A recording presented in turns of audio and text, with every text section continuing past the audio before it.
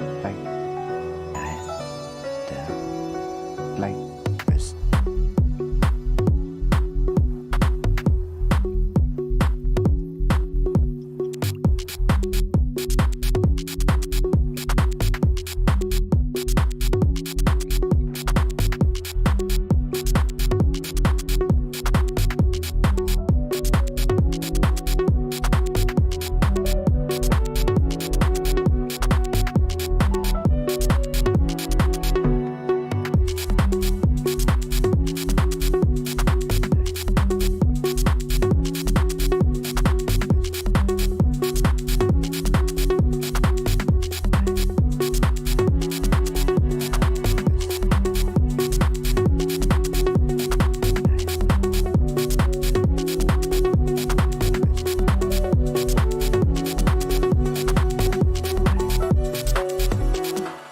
Like this,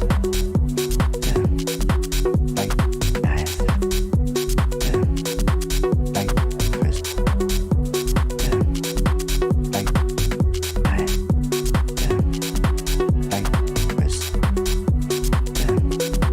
like that, like this, like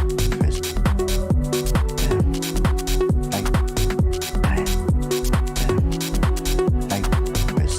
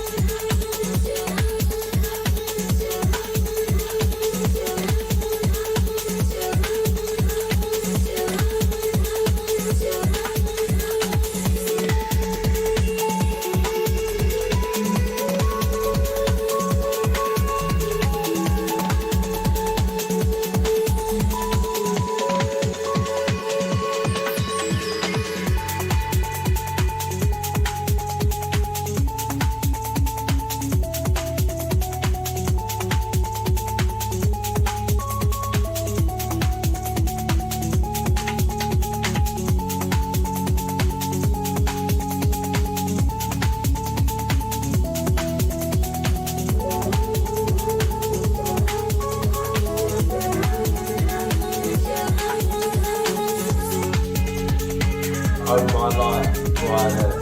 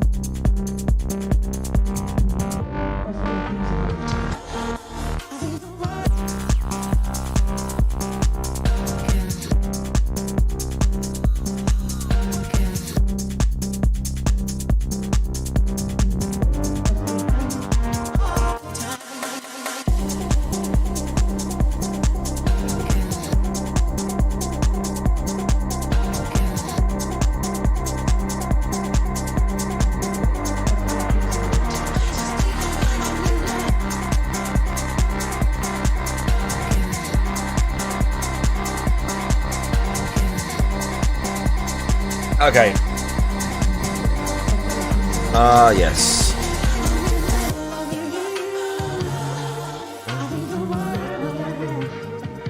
Right. Hold on a moment.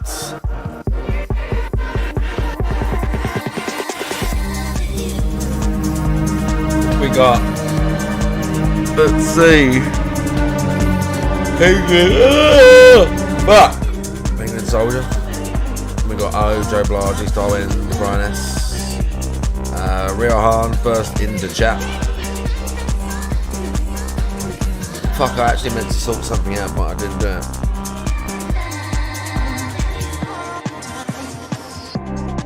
Oh no. Well, it doesn't really matter now.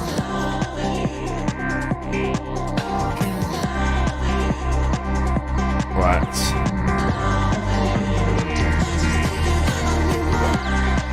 One moment.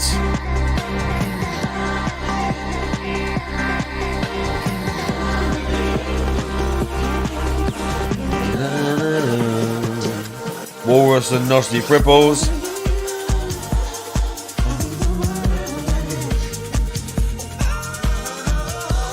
Big ups. Welcome.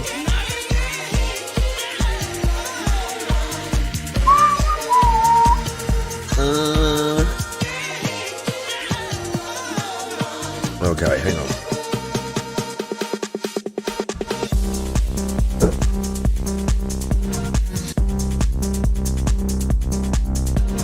Nearly sorted it.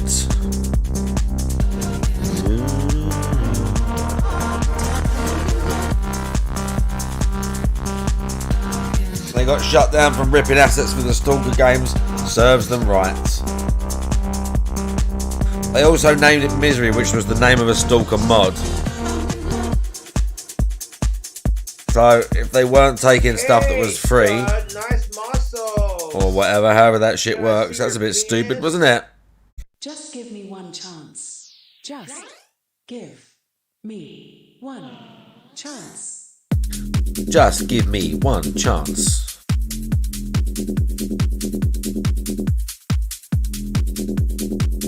That was a bit silly. But yeah, it's bound to get attention because one of the big OG Stalker mods is called Misery. So, already going to draw attention to it. Then you fucking steal the shit off the actual game itself. Then you rip assets out of the game itself. The fuck? Yeah, it's not the smartest move. Let me something.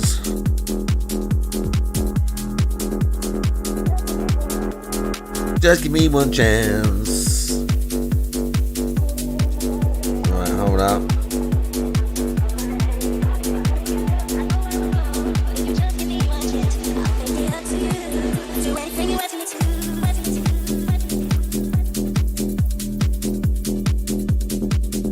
No, they didn't.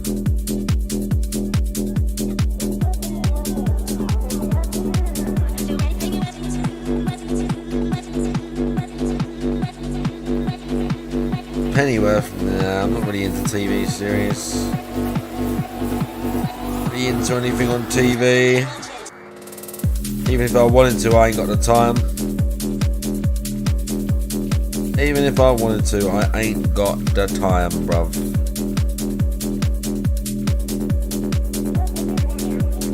Just give me one chance.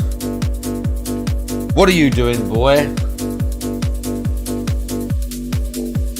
Savage. Little turd is downstairs. Skulking. Just give me one chance.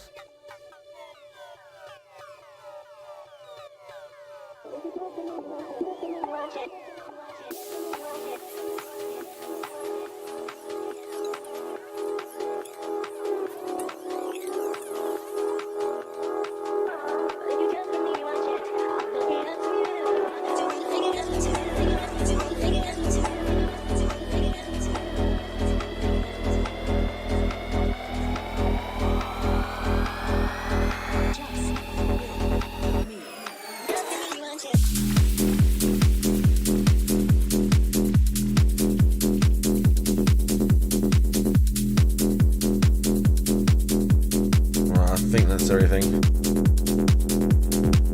I think Tony G, big ups. I think that's everything.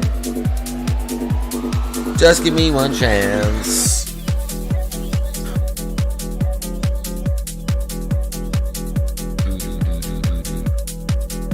Oh, did I sort out? Uh-oh. I did all of that, but I didn't bring the tab up. I did all of that. I didn't bring the tab up.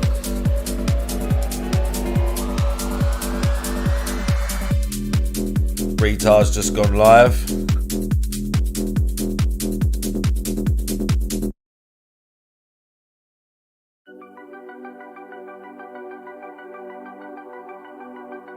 Kick chat are already ripping him. Regular chat's already making fun of him. Okay. Okay. Big ups and that. I'm here.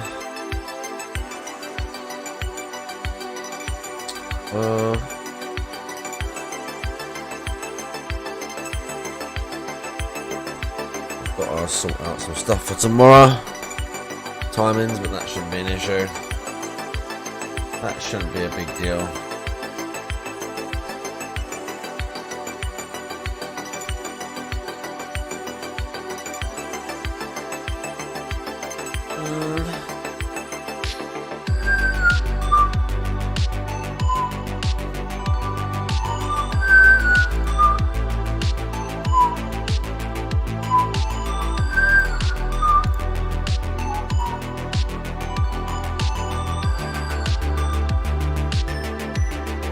Okay.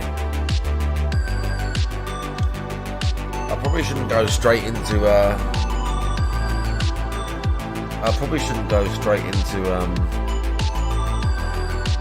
thingy.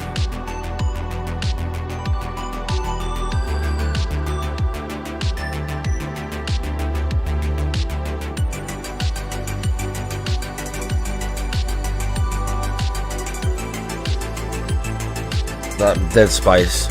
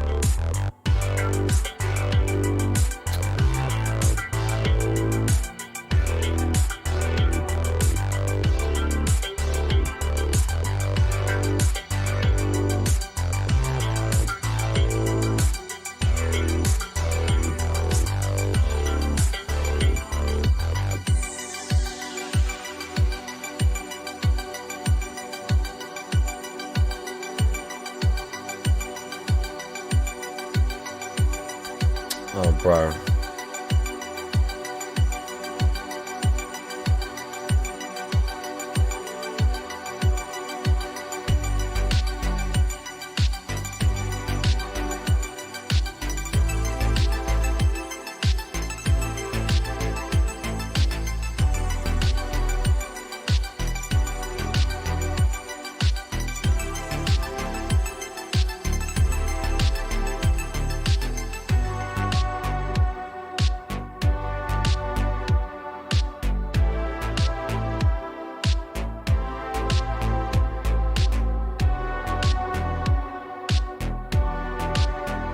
So annoying, dude. Sorry, I got IRL stuff for tomorrow because we're sorting out where we're going, what we're doing.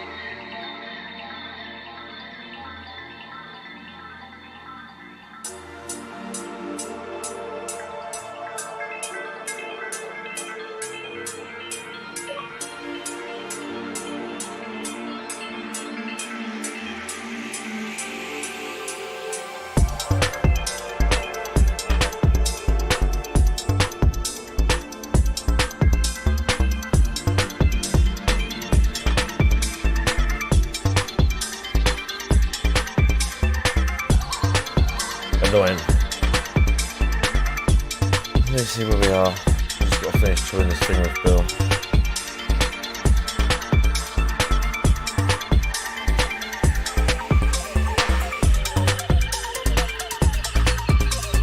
Did he ban that guy?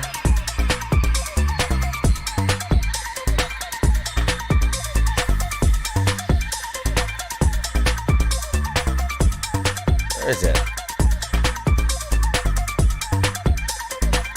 Oh yeah, they put it there.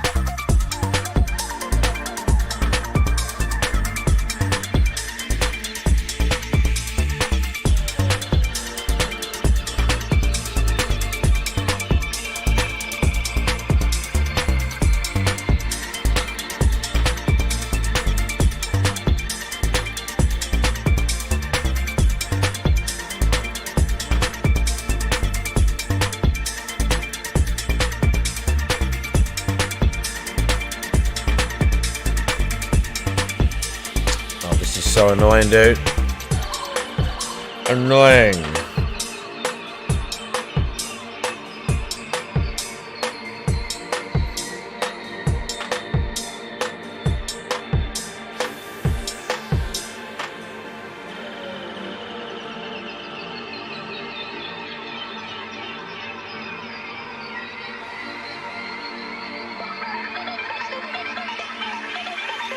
Extremely annoying. Where am I don't know. I've done a bunch of stuff in that game now.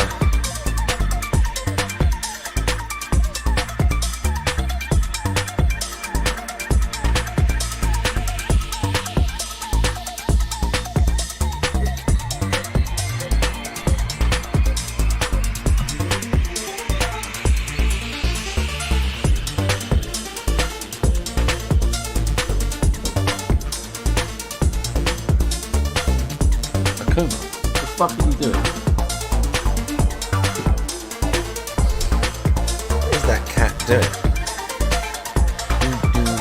Do. Right. Okay. Less distracted now.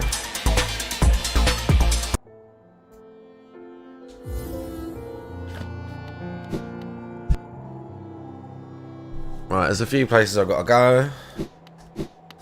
Few places I want to go.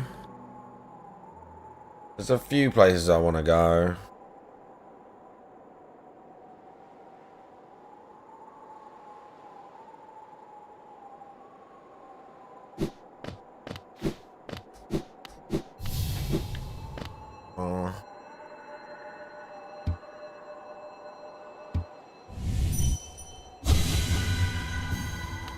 Thanks, bitch. Don't need to go up there. Oh, that is the shortcut back, to be fair. Oh, this guy just lets you reset. I've done this. Don't need that.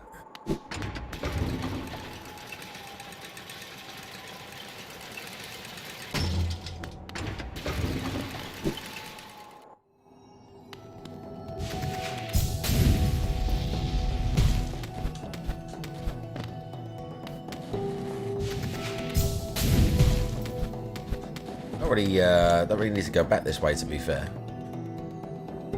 Where's my little jump I wanted to hit? We can go down. There is some stuff.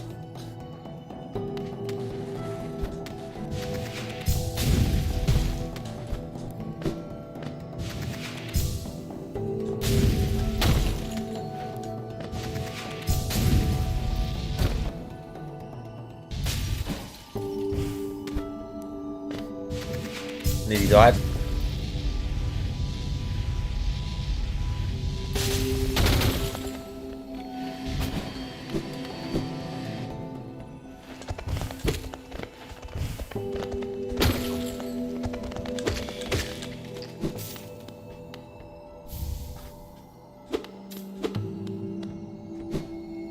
Oi! What are you doing? Take the one with the red hairs and the nice sweet one that you mix the whoa, whoa, then you smoke the doom, oh yeah. Light off the top. I caught ya. Caught him. Tinkle very big ups on that. I caught the little swine.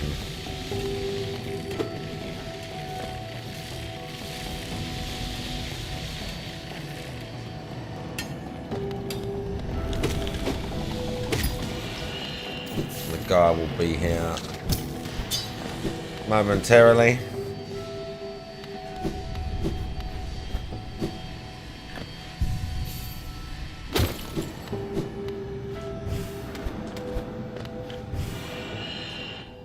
Annoyingly.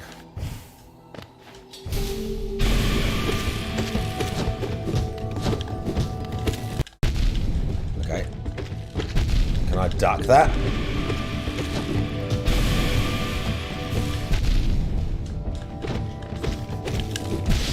Ah, shit. I'm gonna say I must be able to duck that. We're going to blast him again.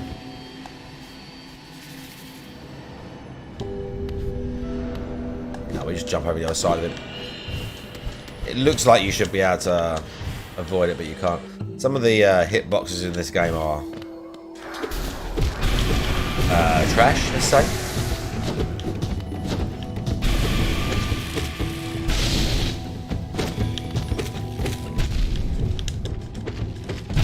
You have parley anytime.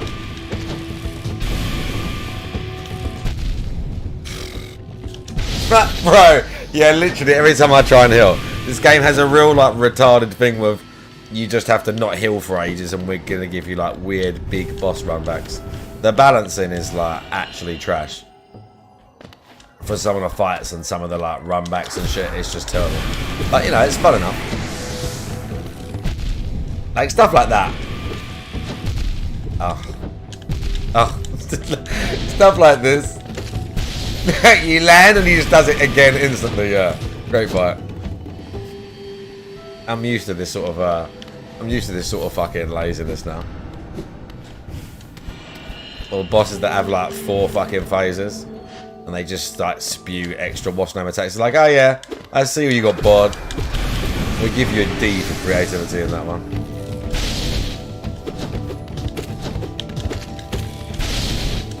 What a trash fucking... That is so garbage.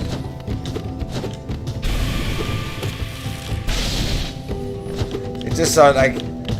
It's just artificially just making the fight longer. Because you have to stop every 10 seconds to like avoid a fucking laser. Like that, literally lands and he spams it again. It's dumb.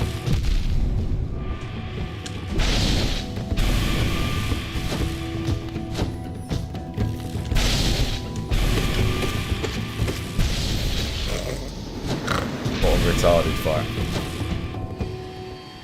fight. Yes. A retard level fight. I am used to this. I have played all... Akuma, can you not do that?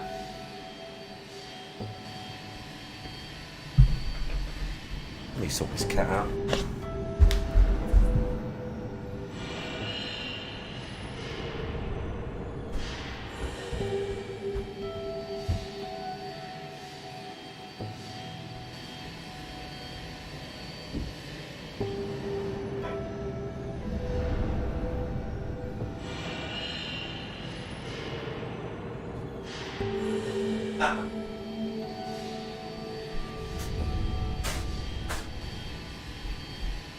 Well, he gets like specific things he likes to pull off the side.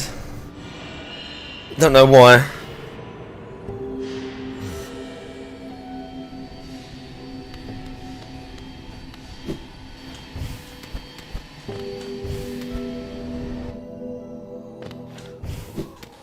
It's like a thing.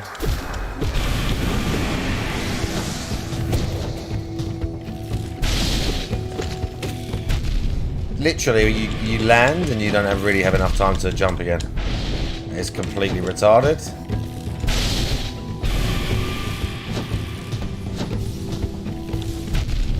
Yeah, I completely wasted both my heals.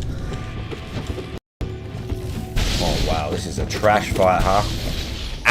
This is a rubbish fight. Half these boss fights in this game are garbage. Oh my god.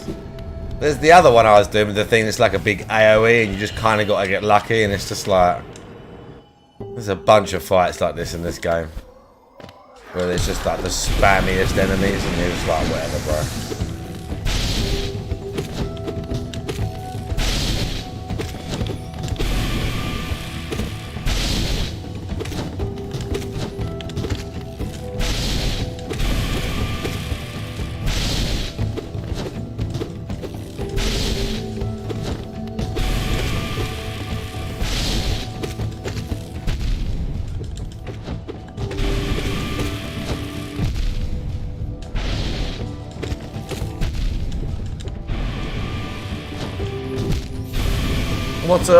What a trash fight.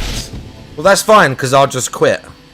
Because I don't have much patience for just like shit like this. I have almost no patience for shit like this. Where it's like a bunch of ridiculous jumps, you make one mistake, it costs you the whole fight. I just turn it off. It's much simpler. Like this.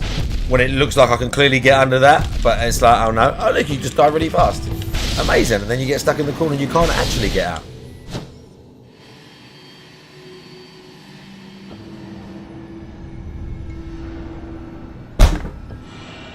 Dickhead. Cat, if you start pulling, I swear to God, if you get a thing about that, I'm not having it. Oh, bloody hell. Hang on, let me sort this out. Let me put this fucking retard on. This guy's coming on now. Unfortunately, turn this fucking shit off. I'm not fighting this fucking dumb as fuck boss. Fucking lose 4 health for making one slight jumping mistake on hitboxes that are garbage anyway. Fucking retards.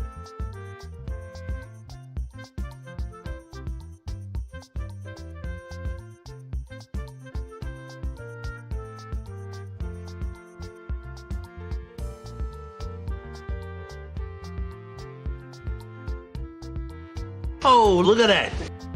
Yeah, he's back. I bet you can't wait.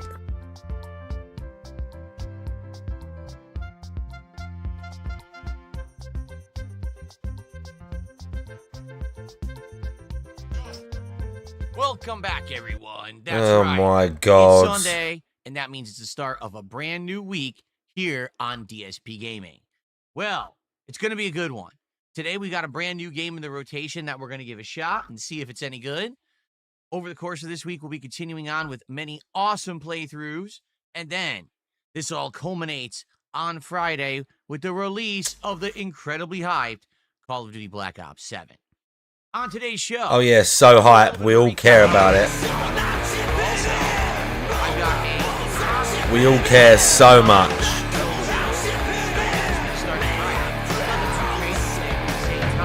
It's always good to start a brand new week with a bang. And the fact that we're going to be actually trying a new game today is interesting. I'll talk a little bit about my thoughts about the original Outer Worlds before we start Outer Worlds 2. We'll hang out. We'll do some Q&A. We'll go from there.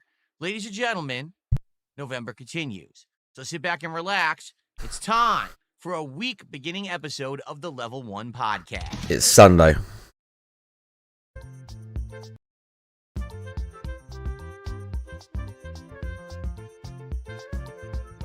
It's Sunday.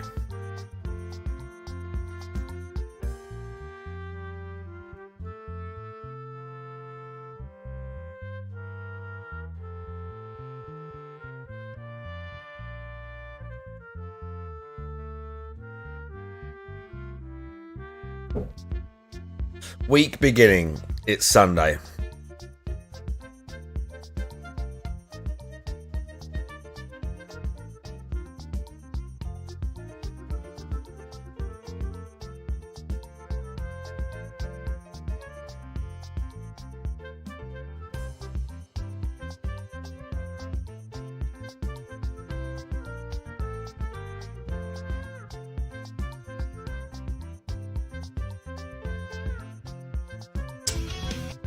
Alrighty, folks. How y'all doing?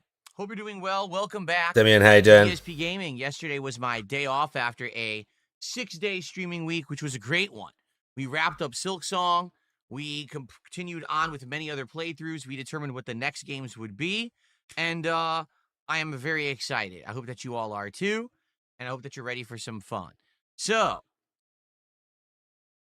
what's going on? Today is Sunday, the 9th of November, 2025. Weirdo. Hope you all had a safe and fun Saturday. What is that sweater? I Who did. knows? A nice relaxing day off with my wife and Jasper Kitty. Nothing too much to really talk about there. Nothing crazy happened or anything like that. I am gradually, every week, buying a few more components of what will ultimately make up our Thanksgiving dinner. Coming up What? on Thursday, the 27th, is American Thanksgiving here in the United States. And we One by one, huh? Meal. This year we're This going is to really have getting on my nerves turkey as well. roast. We're going to have some potatoes of some sort, not sure yet. Some kind of a casserole. We're thinking green bean casserole. Some stuffing, cranberry sauce, rolls, all kinds of stuff. Oh yeah. So Who wants to buy a see? little more? Like 2 weeks ago, I bought. Who even talks about gathering components? You fucking autistic lunatic. You fucking weirdo. You actual fucking freak.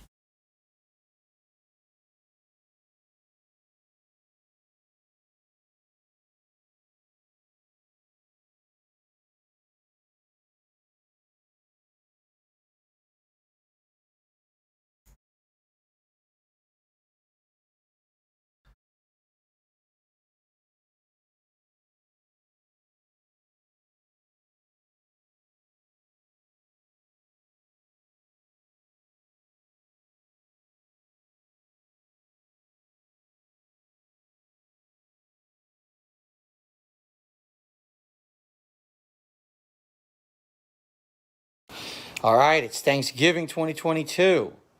We got mac and cheese, sweet potato, cornbread stuffing, potatoes au gratin, green beans, cranberry sauce, and of course, turkey. All right, it's Thanksgiving 2022. We got mac and cheese, sweet potato, cornbread stuffing, potatoes au gratin, green beans, You know what cranberry sauce, potatoes and of au course, gratin turkey. is? All right, it's Thanksgiving. No one knows what 2022. potatoes au We got gratin mac and is. cheese, sweet potato, cornbread stuffing, potatoes au gratin, green beans, cranberry sauce, and of course, turkey.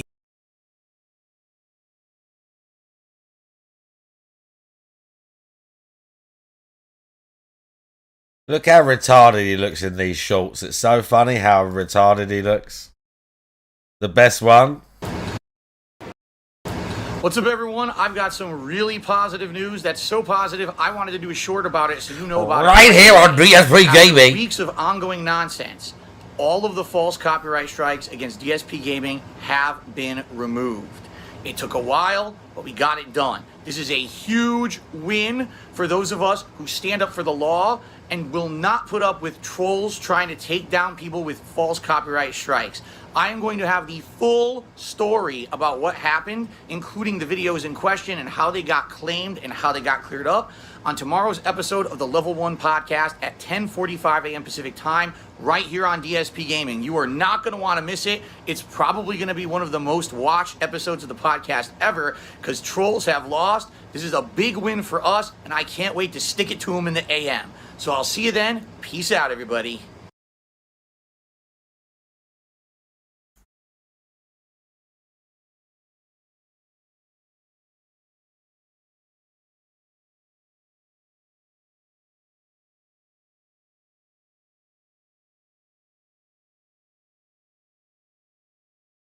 Trolls have lost.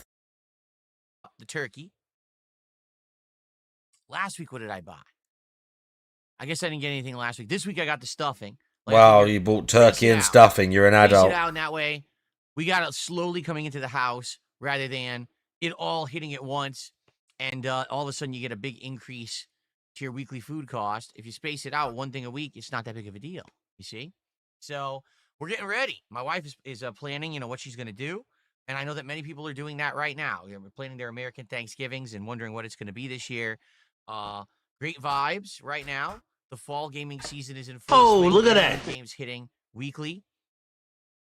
It's been absolutely great to continue with all of these playthroughs with all of you and have a great time here on stream.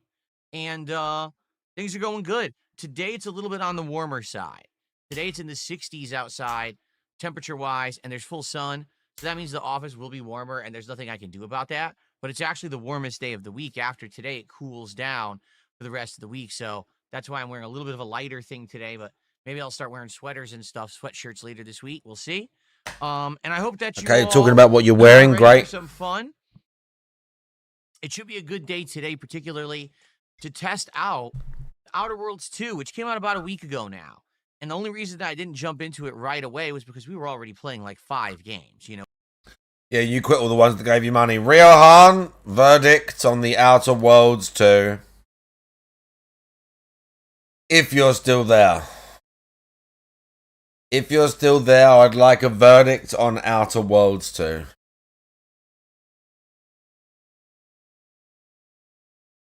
Who did what now? I called your name. I called your name. Oh, it's awful.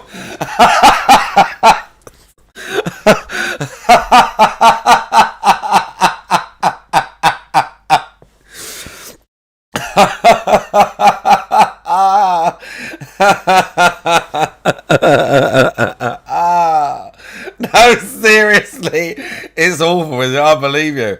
I believe you. The thing is, they keep trying to like. The more I see adverts on YouTube and Xbox pushing it, the more I'm like, oh yeah, something's going on. Oh no. Oh dear. It's bad. They took out majority of the RPG shit from the first one. Wow. Big ups Lost Hermit as well, the extra info. That is such a terrifying emote. I forget this emote exists. Progression is us. Too many things work against you. Stories meh. Reeks of crybaby inserting their feelings. How embarrassing. One mission legit is a knock on Amazon. Jesus H. Oh, it is so cursed, look. Look at that. Ah! Help.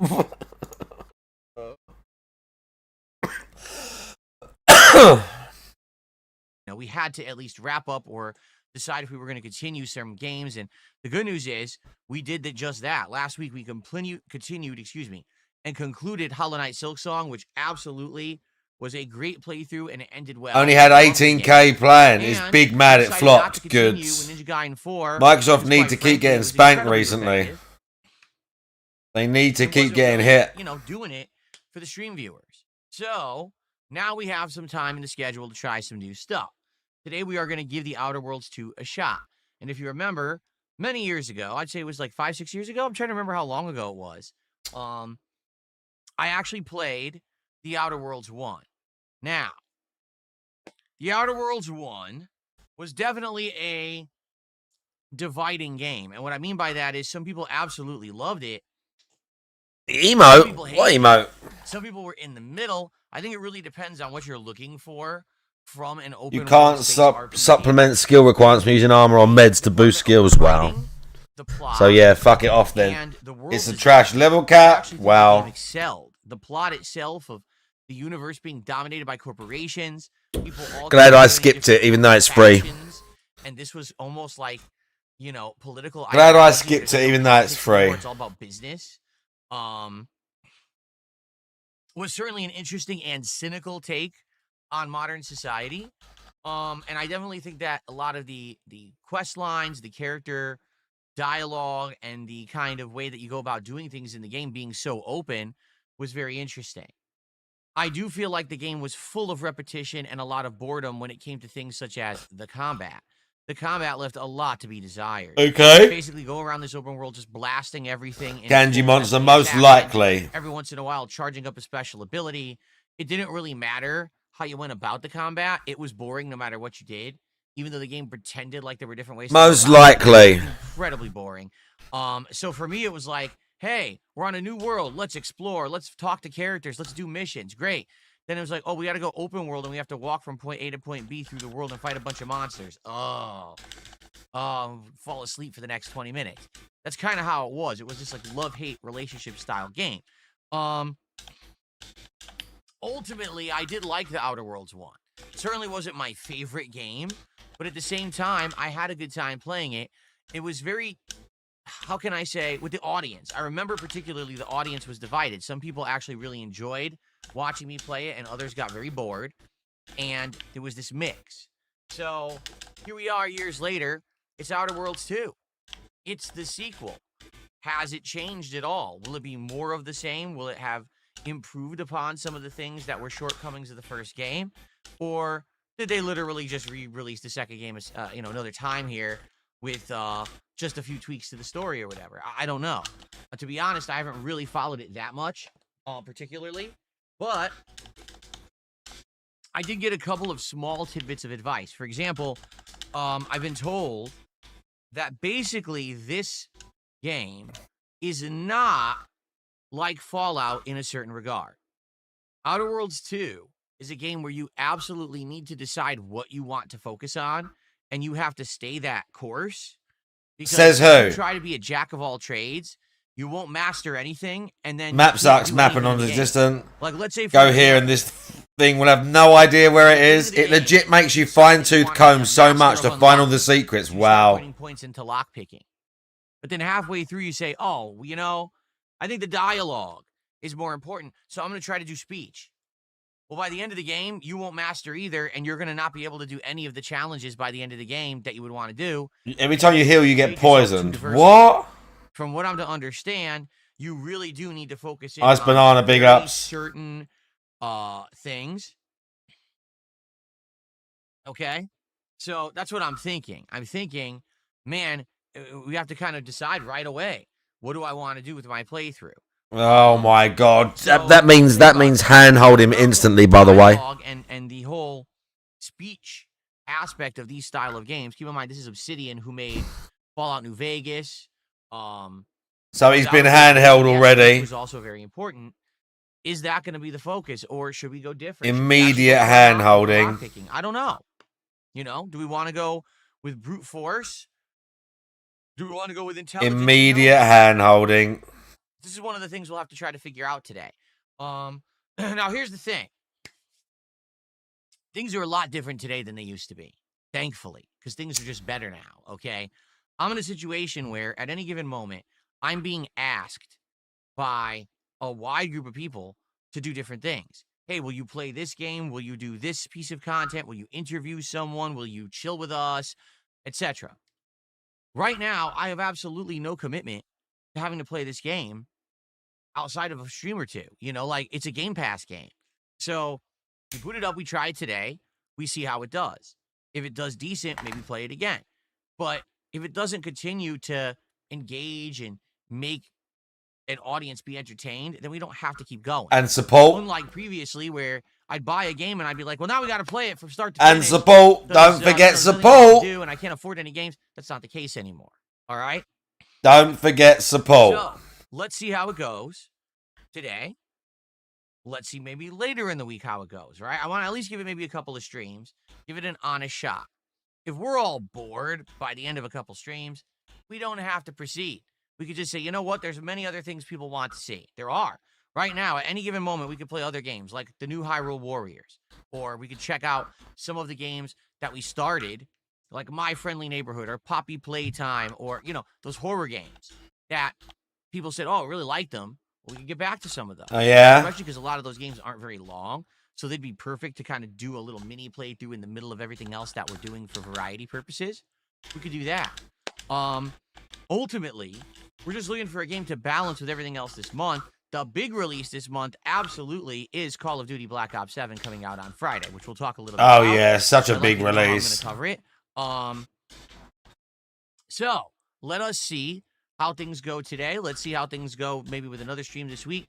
If it's working well and we're all enjoying and people are engaging and supporting the streams, we'll keep it in and we'll do a real, actual playthrough of it. Okay? Fair enough. Okay.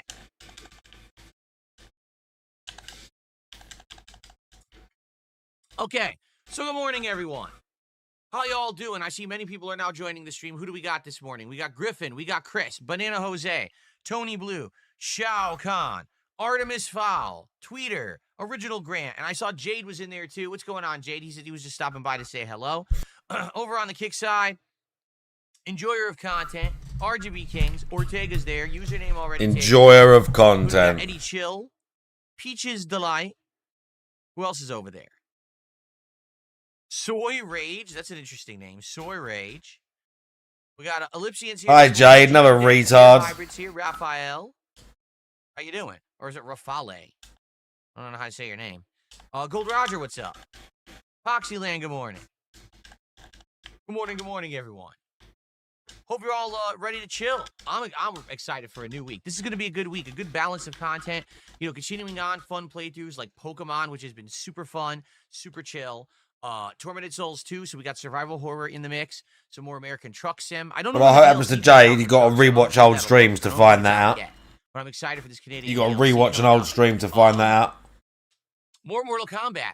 After Friday, people are saying they want me to play more Mortal Kombat Mythology Sub-Zero, and I'm like, the game is rough. You guys really want it, I'll play it. Like, I know that people engaged with it when we did play it earlier last week. We're in the midst of this water. We're talking about engagement and support again. What we got to go next, like a labyrinth dungeon. I'm down for playing more of that this week. So we can play more money talk. Of course, Outer Worlds Tuesday, we're gonna give it a shot, see if it's any good. And then coming up on Friday, that's the big game. All right, so let's talk a little bit about this. Let's address this. The game that's coming up, the big impending bomb. Curse bomb, you, it can either be something that's going to blow up and be very exciting, or something that's just going to bomb. But I think it'll do well. Typically, even when Call of Duty isn't that good of a game, it's still entertainment for the audience, right? So Call of Duty Black Ops 7 is coming out on Friday. For the first time in many years, there is no advance release. Meaning, it's not like... Jay Wusso with the 5 bits, I appreciate that. First. People who bought the collector's edition and paid $20 extra play it first. No, they're not doing that at all this year. Instead, everyone just gets it worldwide on Friday. Now, that's a double-edged sword, because as much as you get excited, wow, everyone gets to play at the same time, everyone's going to be hype, right, and jumping in. That's true, but at the same time, everyone's going to my legs, legs, at exactly the same each time. slice of bloody ruin. They want to play it on Friday afternoon, and we go to play it, and everything's crapping out and crashing. And if that happens, there's not much that can be done. Maybe mess around a little bit with the offline content, but let's be honest, people don't play Call of Duty for offline content. They play it to jump online used to. Get into crazy kill streaks. It used to be all about the campaign, bitch. Gadgets and gizmos, you know, silly stuff. So that's how I'm going to treat it. And the way that I see, I'm very excited because it's the first time I'm going to get to play this on mouse and keyboard. Where's my keyboard? Someone stole my keyboard when I was gone. What happened? No, what actually happened is my mouse and keyboard are wireless. So this is my other one because I have two of the same keyboard. My mouse and keyboard are wireless keyboards, and they last a while. They have rechargeable batteries inside that last, I'd say, about a week, and then I got to charge them again. Well, one of them has this weird thing where if you try to charge the keyboard when the PC is off, there's a 50-50 chance it works. I know that sounds weird. I don't understand why. You'll plug it in, because here it is. Here's the port, right? You'll just plug it in. It'll show glowing as if it's charging. And then later on, you'll unplug it and go to use it. It'll say it has 0 charge. That's what happened. I tried to have all my equipment charged when I was off. I came back in this morning. It says 0 charge. I don't know why. So it's charging right now. It'll charge during Not his fault. Podcast. Not his fault. Even though it's like he has hardly any jobs to do. Not to say that I'm gonna That's not his fault. Outer Worlds 2, I'm going to use a controller, but obviously to navigate the menus when you're doing configuration of graphics and everything, I want to have the keyboard working. Anyway, but I'm going to be playing Call of Duty Black Ops 7, okay, on keyboard and mouse starting this Friday. And I'm excited for that because when I changed from playing on the Xbox Elite 2 pad to keyboard and mouse for Call of Duty Black Ops 6, it felt like I was playing a whole new game.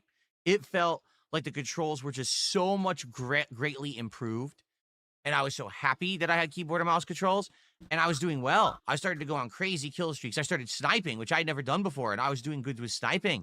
And then I was going on crazy melee streaks. So I feel like it'll be more of the same. When I played the Black Ops 7 beta, I very much enjoyed it, even though I thought I was going to hate it.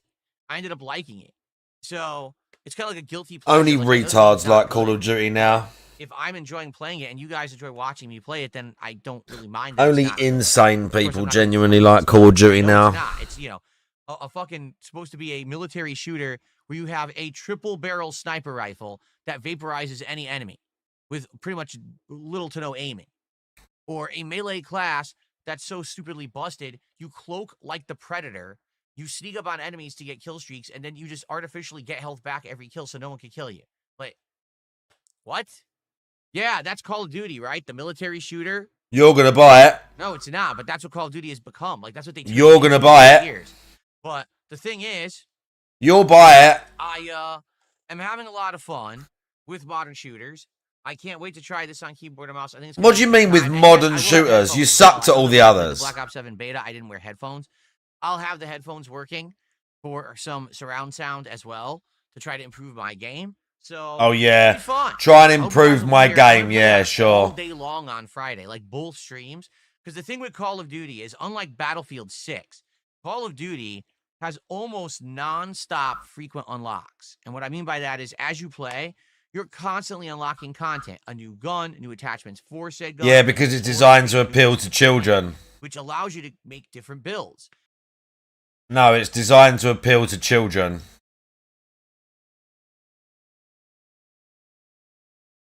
It's designed to appeal to children and retarded YouTube content creators for them to make shorts every 10 seconds.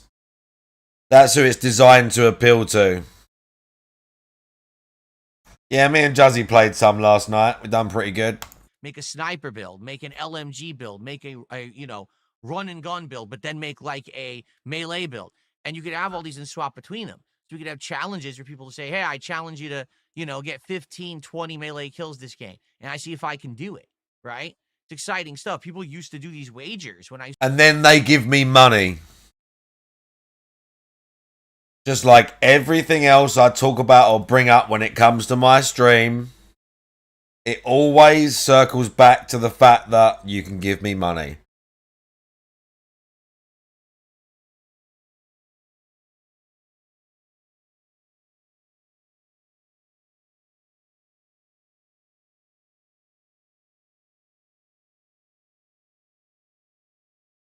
Zomboid rant, and the next video is Markiplier playing it.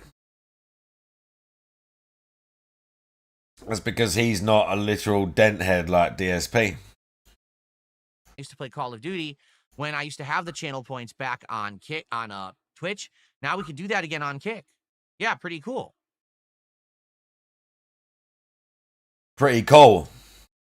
So, I hope that you guys are excited for Call of Duty on Friday. I absolutely am. After covering it all day Friday, it will then hit the rotation where I'll probably alternate it in with other games. I don't know if I'll do... Did he say nighttime hit the streams of it. rotation? I don't know if I'll do day and night streams and alternate. We'll see.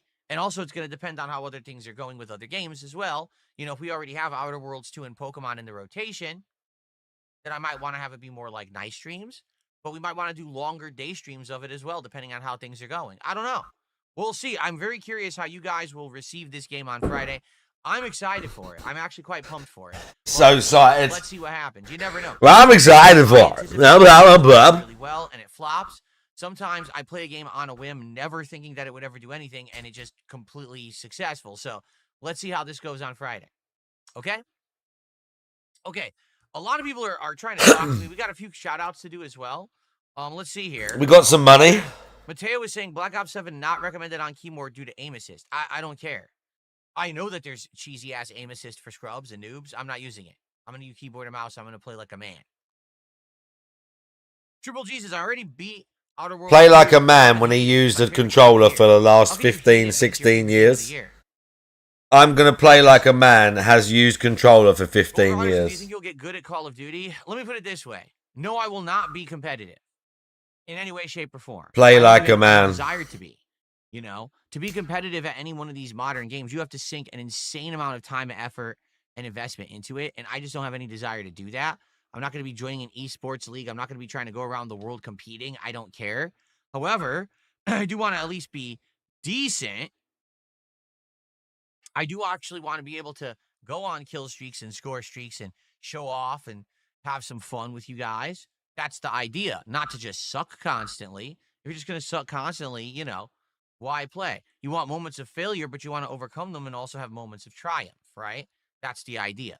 So do I think that I'm going to be amazing at the game? Absolutely not. But I do think that hopefully I'll get good enough that eventually we will have some fun. I think we, you know, we'll enjoy ourselves. I'll get some kill streaks. We'll unlock stuff. It'll be fun. And like I said, the whole premise of challenging, like, hey, let's challenge Phil to use a sniper rifle and get 20 kills this game. And then we'll give him money if he does it. Get a 5 kill streak and not get killed. And then we'll give him money if he does it. That stuff is fun, and that's stuff that we haven't done in Call of Duty in a while because we haven't had channel points. Now we do. I play most games with aim assist either minimal or off on Hermit. Just doing on Battlefield, it feels like it's the aim assist on Battlefield is so weird. But I turned mine way the fuck down to the point where I don't really think it grabs them at all now. It might assist me if I'm already almost on the X, like zooming in, but I don't feel it like ever. And I miss plenty as well. Like, do you know what I mean? Like quick scoping in on them. It's not jumping to anyone. Because I turned that shit off. Because most of the time, in most games, I turn it off too. Not because I'm trying to be hard. It's just like, why? You just turn it off. Especially if you're sniping. If you're sniping, it normally works against you because if you have 2 people run like that, if you've chosen one guy, you might be aiming at him and then all of a sudden the other guy and the thing will go like that and bob you away from your first target because it's trying to auto aim you to the next guy. I hate that shit. I turn that shit way off.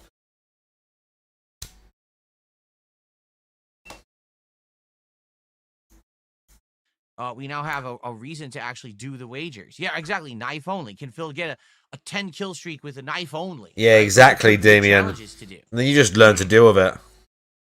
Okay. And you just accept it. At the end of the day, at the end of the day, if you're on console and you play against the PC players, you accept that the PC players can have a bunch of settings and tweak a bunch of stuff to a degree that you can't. And if you're a PC player, you're going to accept that some of the console players can have auto-aim ramped right up to the extreme. And if either of you have an issue with that, that's your fucking issue. Like, grow the fuck up. Like, you got to do, if you don't want to do crossplay, that's fair enough. You can turn that shit off. But if you're on an Xbox and you're annoyed like the PC players are faster, well, yeah, a lot of them are going to be faster. It's mouse and keyboard. If you're a PC player that's going to whinge and say they've got auto-aim, like, yeah, and you have a mouse and keyboard, like both of you, shut the fuck up. Just deal. It's bad enough fucking SMGs and that on bleeding Battlefield. Jesus Christ. It's bad enough the fucking, like the in-game stuff already, where certain classes are like way fucking buff and like versus the others. That shit's already a pain. PC cheaters, it's definitely easier, but I don't think. I think you can be just as good on either. It just takes practice. I used to think mouse and keyboard was way better. I think on average it probably is for people. But at the top, I guarantee you that isn't there people that are top players at Fortnite and whatever, and some of them are controller users. Not everyone is bind. And again, on keyboard, people bind things as well. People do that shit on a controller with no bindings, dude. Like, it's the same way that some people, it blows my mind that people can play Street Fighter to like a Evo winning like standard on a controller. I feel like an actual fight stick has so much more forgiveness and precision, but people are out here have been learning it from as a kid on this and doing all their shit on a fucking controller. R6 player who went pro from playing controller, and there you go. So I think for in general, obviously some people are better and not on average there is more precision in the mouse and keyboard. You do have more control, but after you've been practicing for a long fucking time, you can have quite a lot of precision in your thumb joint as well, dude. Like, do you know what I'm saying? You can have a lot of precision in that as well. It just takes practice. It just takes practice, dude. It's just on average, like people on the PCs are going to be a bit more sweaty on average, probably, or it's just a bit more of an undertaking to even have the game on a PC in the first place versus some average person who's just playing it through Game Pass on console or through RedSec. Like, do you know what I mean? I don't think it's a fair portrayal. It doesn't show accurately how most people are playing, you know?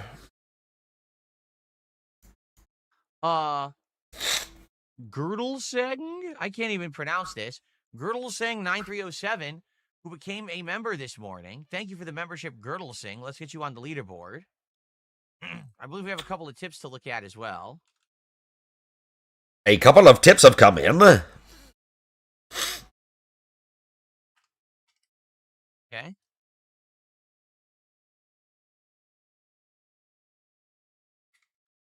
Let's see here.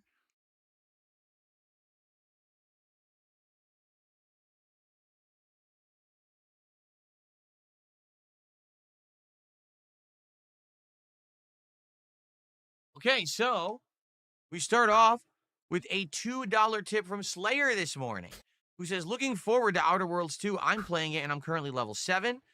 There are some things you get locked out of without progressing high level in certain skills. So there you go. That goes along with some of the information that I already had been given about the game. Oh, yeah. Some of the information I've already been given. Your build is actually quite important in the game. Oh, yeah? Depending on what you choose for your build, you'll be able to do... Been handheld already, huh? You can't be a jack of all trades. Right. Thank you, Slayer, for that. And it looks like there might have been another tip. Also from Slayer. I'm currently using and recommending focusing on observation, engineering, hacking, lockpicking, medical, and speech. A hybrid is good. Also on the map, any area with a building figure you can explore to get items or even get missions. Any area with a building figure. I don't know what that means. A building figure? I guess we'll have to find out when we start playing. All right, well, thank you, Slayer, for the early morning support here. I appreciate that. I say early morning, but it's actually not early morning. It's almost afternoon.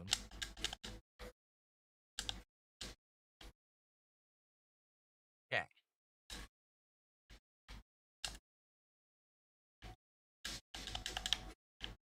Okay.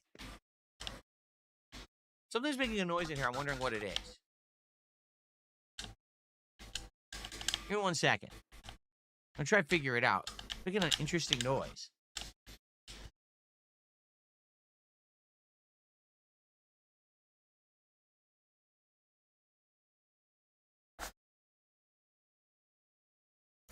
Oh, did he get clipped again because of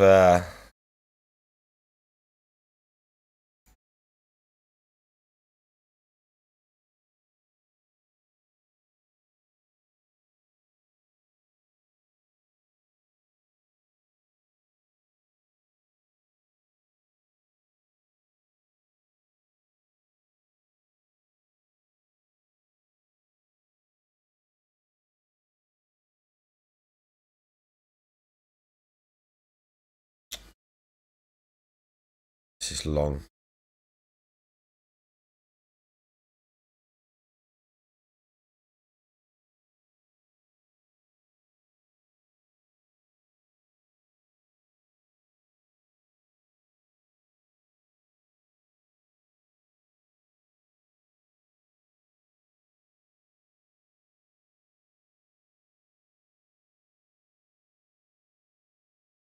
Okay.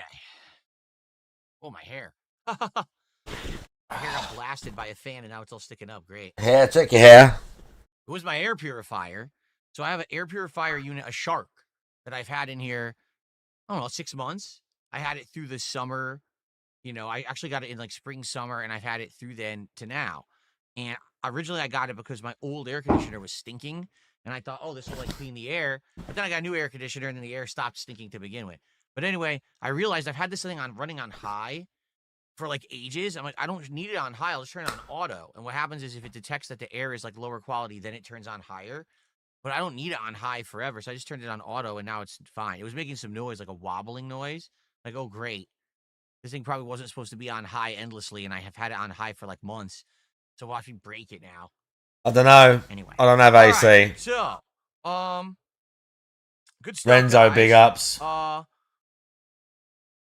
So let's get it caught up on where we are and what's going on with everything. All right, first off, we're at 3 out of 10 goals hit. All right, we just did DSP tries it for the what the heck was it that we just did that was great? Oh my Jollibee, god. the return to Jollibee. Oh my was a god. massive, rousing success. A massive, rousing success. Jollibee was amazing. Okay. So the next DSP tries it when we hit 10 goals of support reached is Thai food, which I have never done on DSP tries it before. And to be honest, I'm not really sure what I will actually be having. You know, Thai food is very diverse. You could get different noodle dishes, rice dishes, fish Thai dishes, food is curries. very diverse. They use a lot of peanuts in their cuisine, which is great. So I guess we'll see. So There's a that's lot of DSP tries it peanuts. from a nice Thai restaurant. After that, Thai food is very diverse. There's noodle dishes, there's curries, and there's peanuts. What you mean satay?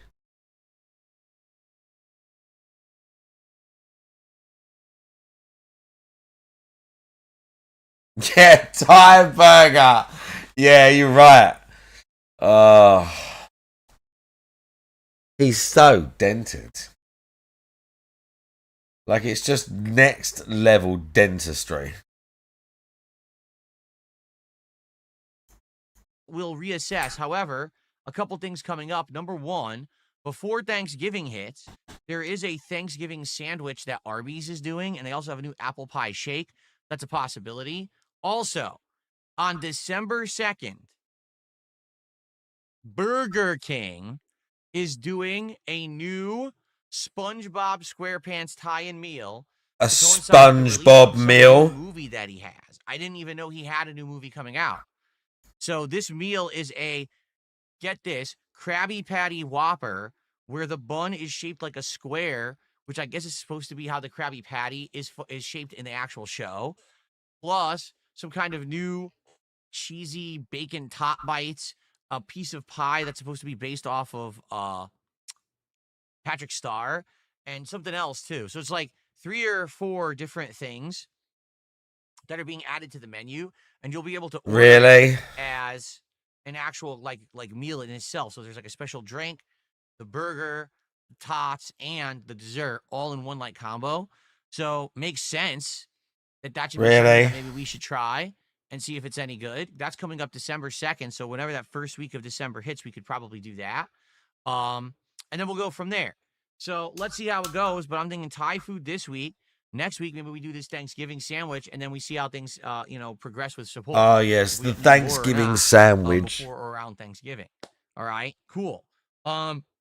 So let's get some support rolling for today's podcast. Rolling. If we could maybe hit around, I don't know, $100 by the time that the show ends. That way we get a huge head start. We don't have so much ground to make up for Outer Worlds 2. Just saying. If you like the content, please support it. On the YouTube side, you can Just saying. or you could become a member or gift memberships to the community. On the Kick side, Let's get you it can become a rolling. give some subs to your fellow viewer, or you could contribute with kicks. Or if you are watching from wherever you are, you can always tip via my PayPal. All right? Right now, we got 1 membership and we got 2 tips. Can we get our first super chat of the day? Can we get our first sub of the day or week? And can we get some kicks? Well, ask and you shall receive, because, ladies and gentlemen, I just received 5 gifted memberships. Hold on 1 second. Wow, great.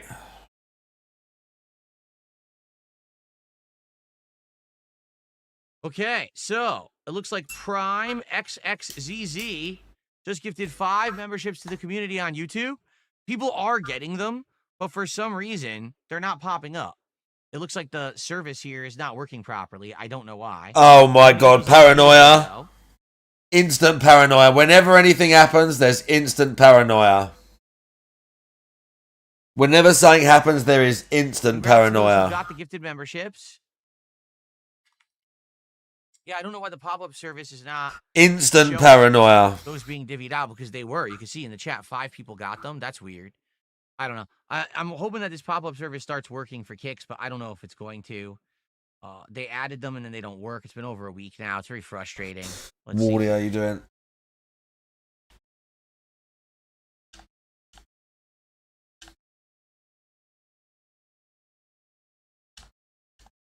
Go down to kick. Yeah, the kicks are enabled.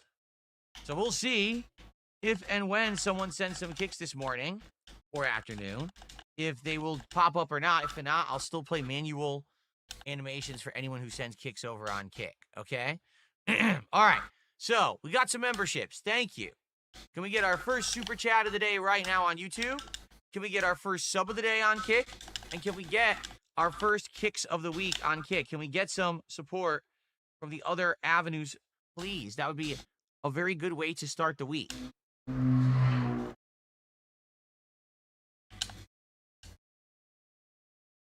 Jade says he had gone to that convention, and he says he met Devon, X-Pac, Kimberly, and some guys from My Hero Academia. Excellent. I'm glad that you had a good time, Jade. I'm glad that you're back safe as well. And thanks for stopping by. He says he doesn't know if he's interested in Outer Worlds 2. He's probably not going to stick around. Well, that's all good. Okay. Cool. Sorry for the yawn. Whew, I might want to have a coffee this morning. We'll have to see. It's going to be more on the stuffy side in here today. Yeah, it's a real hard life. You had the whole day off yesterday. Waking up at 11. Plus the temperatures outside are warmer today. I might need a coffee because when you get stuffy in here, that's when I start to get it, yawny. Mission Vow asks, what was your favorite aspect of the Outer Worlds 1? Like I said, the world that was built and the creative way to do some of the missions. The fact that these missions had different ways to do them, the dialogue, and if you want to decide with one group or the other. And the whole world that, the universe is being dominated by corporations, very cynical in that way, but then you can decide who you want to side with and stuff. I liked that about it. The combat was the worst part. The exploration and the story was the best part. So there you go.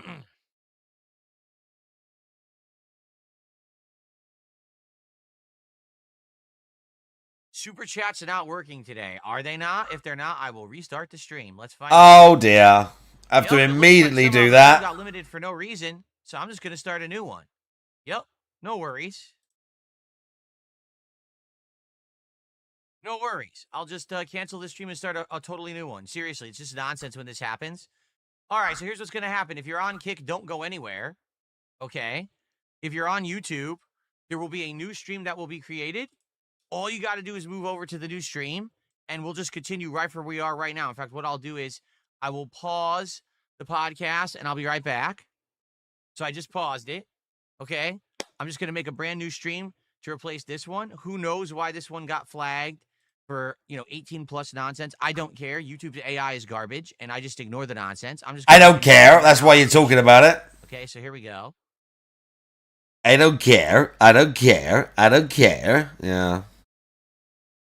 Lean in, you fucking blind fuck. You stupid blind cunt. Rearrange your room a bit fucking smarter, you thick as fuck. Flag it again. Go and flag it again, chat. Literally Go and flag his stream for nudity or whatever it gets flagged for. Anything. At this point, because YouTube's AI has gotten so bad that it just starts flagging anything now. Like I said, I had a gameplay clip playing during a break. And the gameplay clip was just someone walking, and it says, oh, that's adults only. No, your AI is awful. You run your business automated because you're lazy, and now things are just going to keep going wrong. So I'm not going to let this stream get demonetized. YouTube can kiss my fucking hairy ass. And, okay. Here we are. Go and flag it again, chat. Here we go.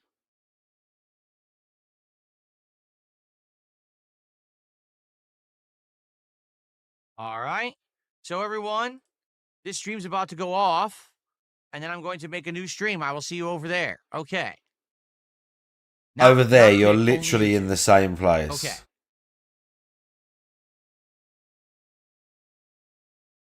I will see you over there.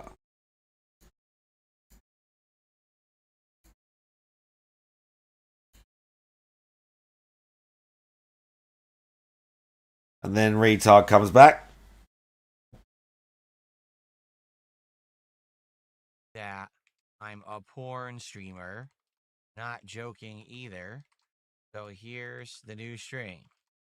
Wow, he's autistically updating and posting on Twitter. I will have to type as I tweet out because I am a functional retard. What they do is they flag it and they say adults only. When you ask why, they'll give you a generic answer. And then if you try to solve that problem, like say, well, no, there's nothing there, then they don't care because the AI is so bad that it just flags Flag everything it. and they don't want to admit. Let's that go they're and wrong. flag. So How they do you always even make do shit that? up. Pretty pathetic. All right, I can actually resume the podcast, so let's do it right now. But how do we even do that? Okay, guys. So I'm back. If you're watching this on demand as a video, you're like, what just happened? Where so what do happens you with YouTube, where this do has been you happening do more it? and more recently. It doesn't happen all the time, but Isn't every it once in here? a while, YouTube's AI is atrocious. And its Sexual AI will flag content. a stream, citing that a stream is adults only. Yeah. Was there any content whatsoever so far on today's stream that was adults only? No. But the AI is bad. And so the only way to clear that up is to try to dispute it and everything. But the thing is, what's the point? Sexual I'll just make a new stream. So I just did, and now in we're good. Immediately we already got a super chat. So here we go. Priacy. So we have That's definitely spelt wrong, but Cabal, who did a 10-pound super chat, first super chat of the day. He says, Phil, looking like these people who always gives you good life advice. I have no idea what that means. Thanks. $10 and for the support. Oh dear, grooming content. I think that's around $13. Let's Go find and out. flag it again. He's checking the conversion. Let's do our first conversion of the week, shall we?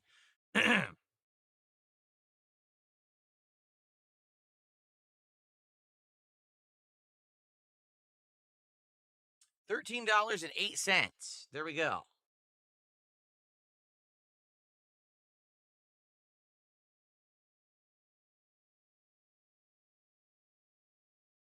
Okay. This is the $35 of support so far this morning.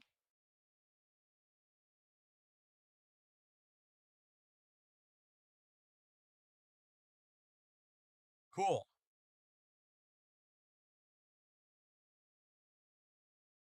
Sort your hair out. Escanor says, did you see that Keemstar made YouTube deal with the Argentinian loophole? No, I don't follow Keemstar. But if he did, good on him because, man, it's been an ongoing problem for people for many, many years. Oh yeah, sure. It sure would be great if they could, Yeah, permanently fix that sure. problem, Good for him. right? Yeah. Very believable. No. I don't lose any. Someone just says, if a stream ends up being flagged and demonetized for adults only, do you lose any support? No.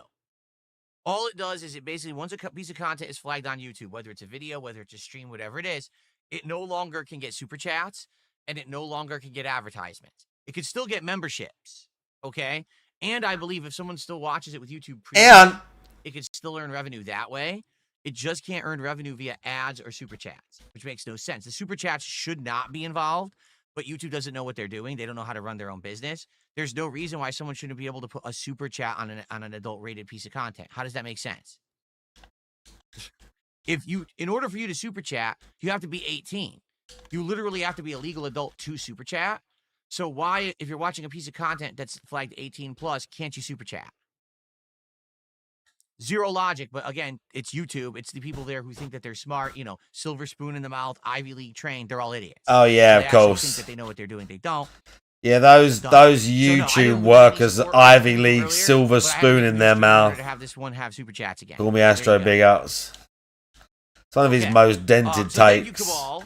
That all I appreciate YouTube that. texts Now, are as I was for saying some before I was reason rudely like upper interrupted, class. Finding out that super chats weren't working. If people are born with a silver spoon in their mouth, they don't normally work in tech at YouTube. So far, we have our first tips of the day from Slayer. We have our first super chat from Cabal. We have some memberships. Can we get some kick support? Can we get our first sub of the week or some kicks of the week? How about 100 kicks from someone? Get a nice kick going. We'll have some animations going. Let's get some kick support. And again, like I said, what I would like to do is by the end of this show, I would like to hit $100 of support if we could get it. All right? That would be a great head start heading into the gameplay for today. Okay. Now, folks, I have an update. I have an update you all want to hear. All right? I'm sure you're ready. Are we ready? Okay. So, ladies and gentlemen, 2 weeks ago, on this very show, Oh, here we go. I had a guest. Does anyone remember?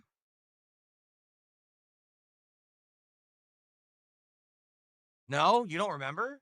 Oh. Well, it's my featured video. It's been the featured video on this channel for about 2 weeks. It was my interview with Wings of Redemption, and it was groundbreaking. It was the first time the two of us had ever actually met and had a conversation. Lasted about 2 hours. People really seemed to enjoy it. But it was definitely an introduction conversation, meaning we covered a lot of ground, but it was all just like very general stuff.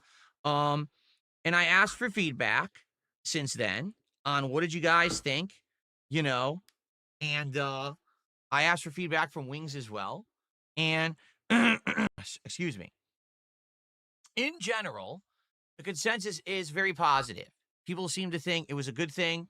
It was an enjoyable conversation. It was the meeting of the minds for the first time in many years that, people wanted to see this. They've always asked Meeting for of the Wings and I stuff, minds. and they said, it went well. Checking his hair. I agree.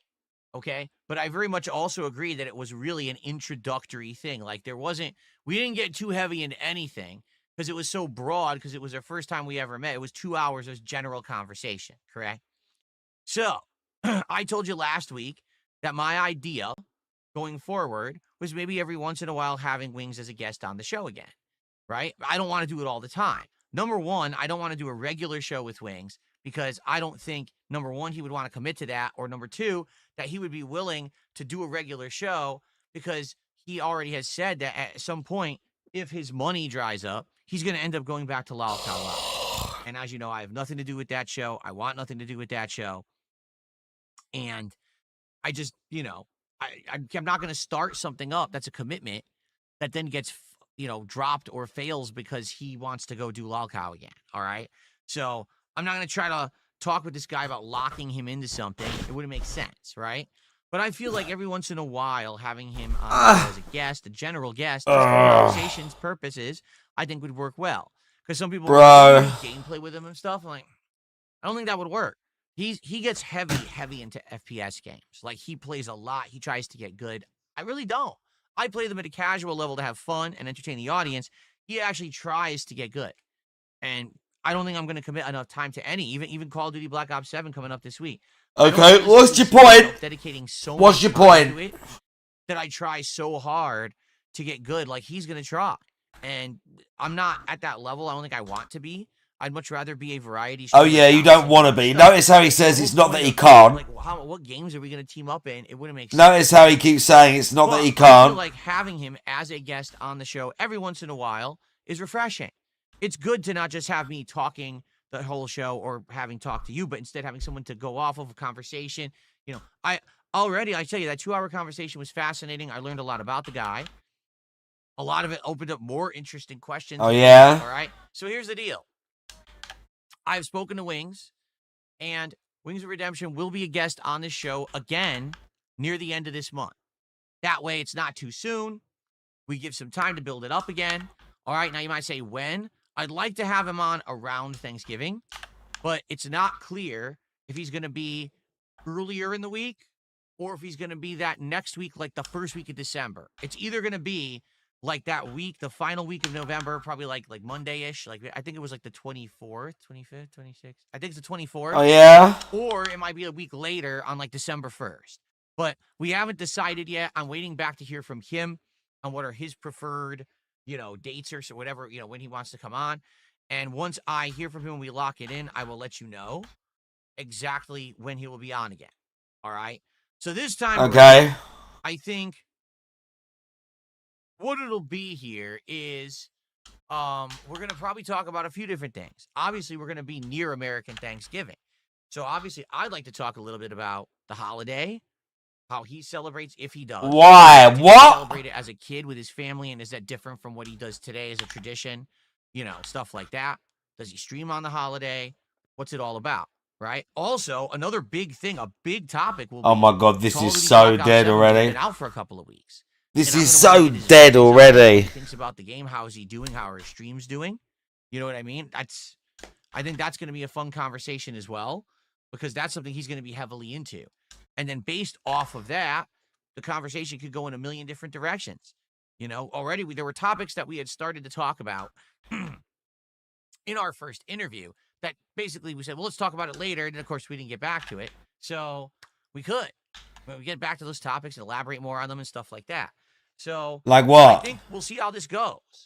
All right. This will be kind of not, instead of just the first time cold open deal, instead, it'll be more like, all right, well, now we're having our second convo. How will it go?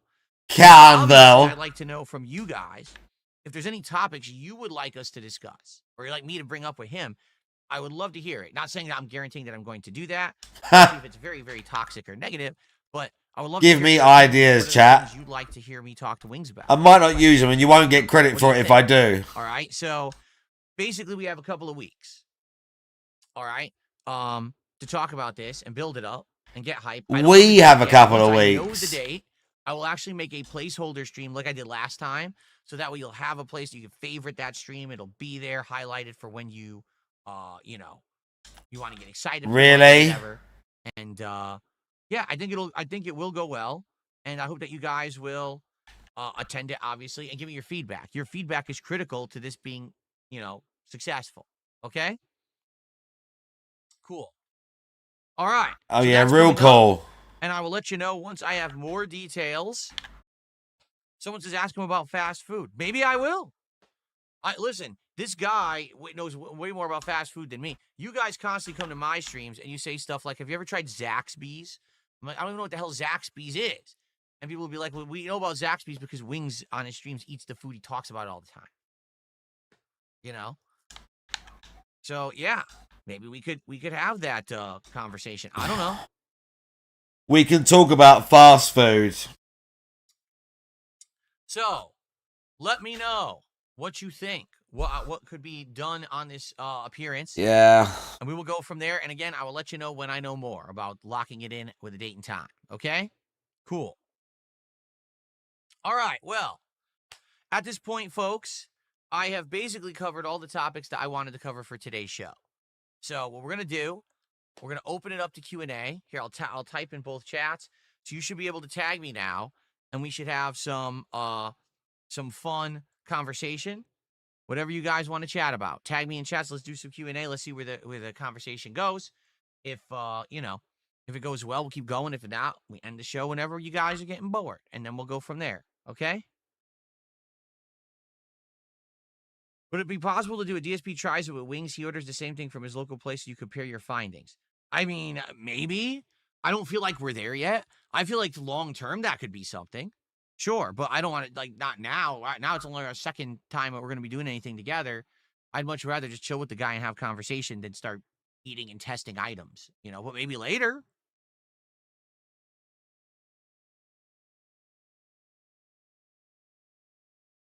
I already just answered the question about playing games with Wings. I'm not repeating myself. Rewind the show.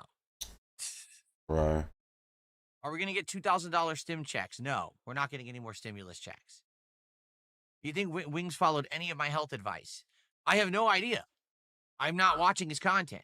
So I don't know if he's followed my health advice or not. This is not good. What do I think Wings fans want to talk about? I don't know. A welfare How would I know? check. Why are you asking me these questions that I can't possibly answer?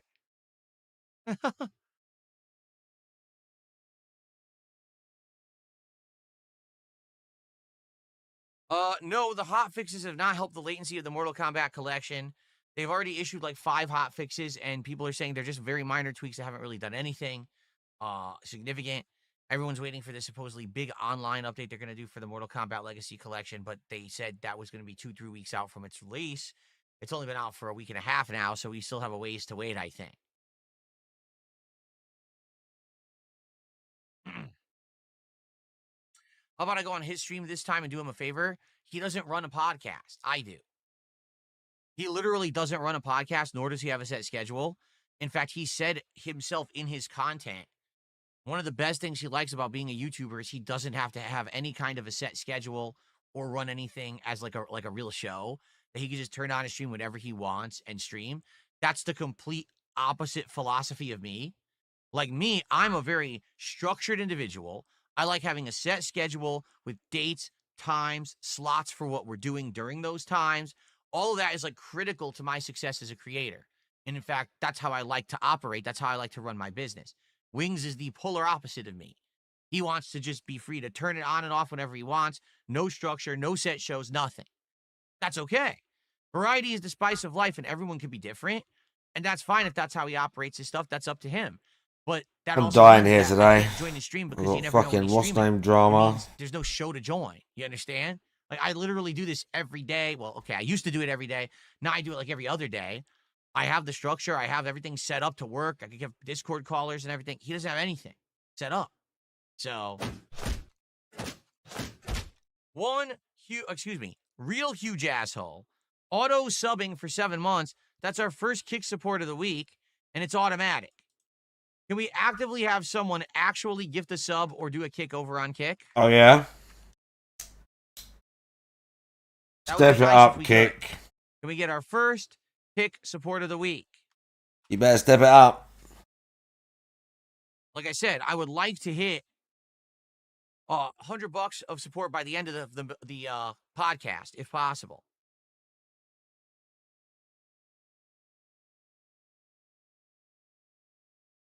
Frosted Shard says, if you're worried that he might go back to Lolcow Live, why not having signed a legal contract with mutual rules?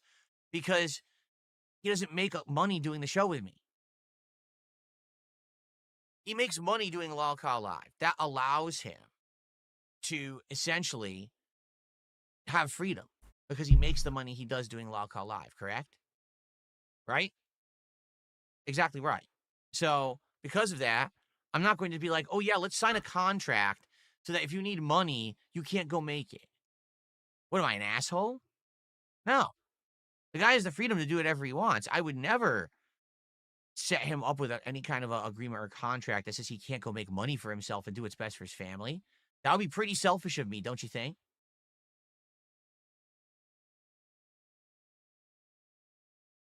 Uh, 220, please don't start with drama. You know well that what happened on Friday had nothing to do with you. You weren't even here when it went down, so just stop. Stop trying to cause drama in the chat. You know it has nothing to do with what you're saying, and I don't like that you're trying to cause drama. Thanks.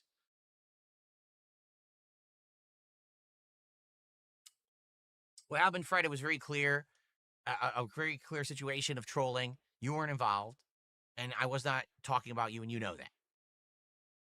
Okay.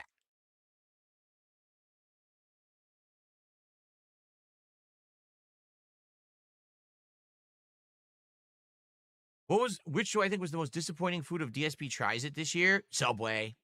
Nothing's going to top Subway. That was by far insanely disgusting food. All of the sandwiches were insanely disappointing. Not one was appetizing. The dessert was borderline poison. I mean, seriously, that dessert should not have been eaten by a human. It was like eating fucking chemicals and rubber, and they're selling that as a dessert in their stores. I'm baffled. Good Lord, I can't believe, man. You know?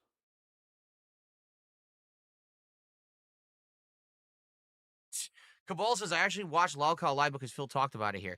To be transparent here, Cabal, I've never talked about Lolcow Live at all unless someone asked me about it. I've literally not seen a moment of the show outside of highlight clips that Kino Casino was watching when I happened to be watching them. Or if someone sent me like a clip or something or talked about it and I heard about it in a chat, I've literally never watched it ever, nor do I have any intention to. And that's not saying anything negative about it. I just don't care to. That's not my kind of content. I don't find it entertaining. I don't watch things that I don't like. You see, I don't force myself to watch things I don't like. I only watch things that I do enjoy. So, you know, that's very different. I know a lot of people out there hate watch and stuff. I don't do that. So, Big Boss with the $2 super chat. Taco Bell Baja Blast Pie. DSP Tries It. Not only do I not have any idea what that means, I don't want to know. I really don't. If you're saying that they made a pie that tastes like the Baja Blast soda, that might be the most revolting thing I've ever heard. And I don't want to barf all over my setup while I'm on a podcast here. So please tell me you're joking. Cracker Jack says, do I watch any other YouTubers? Oh, yeah. My wife and I have different YouTubers that we like to watch together. There's some YouTuber stuff that I like to watch myself. All right. But I would never publicly talk about it because of the crazy, insane, trolls. They would go harass these people. So you'll never hear me bring up a name of, oh, I like this video from this person. No point. Because then the person will just get harassed. Okay.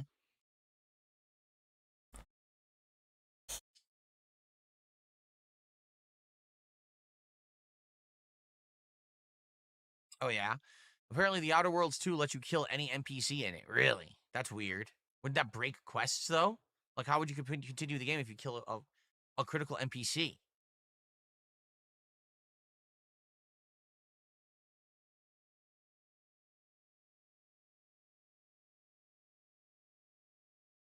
The Baja Blast pie is real. I don't even want to, I don't care. It's disgusting. That is absolutely revolting.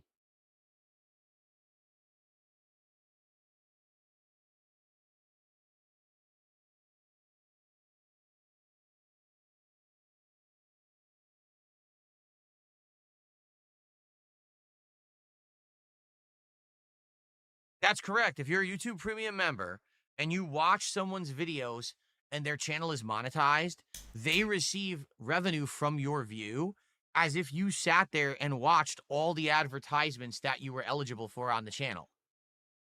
So let's say you started watching my stream from the beginning today and you watch it till the end and you're a YouTube Premium subscriber. You Here we didn't go. see a single ad, but I got paid as I like if when he you had shields watched all the YouTube Premium. advertisements from that stream. Does their work So for YouTube them. It's Premium is phenomenal. great. It helps creators a lot. It really does.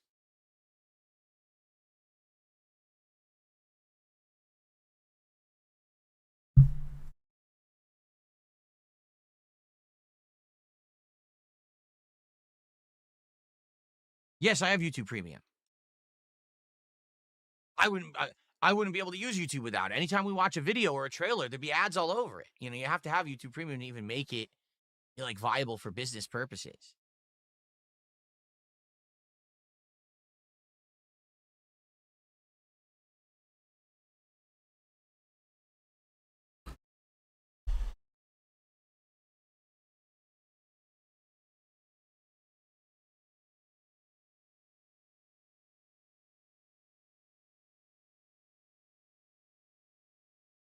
All right, well.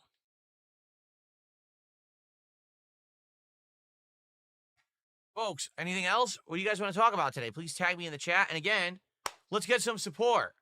Let's get another tip besides Slayer. Let's get another super chat besides Cabal. Let's get some more memberships. Let's get our first sub of the week. And let's get our first kicks of the week. We have no subs and no kicks right now. Let's get our first kick support of the week right now. Let's go. Let's rally. Like I said, let's get to that 100. I literally zoned out right there. I was reading Discord.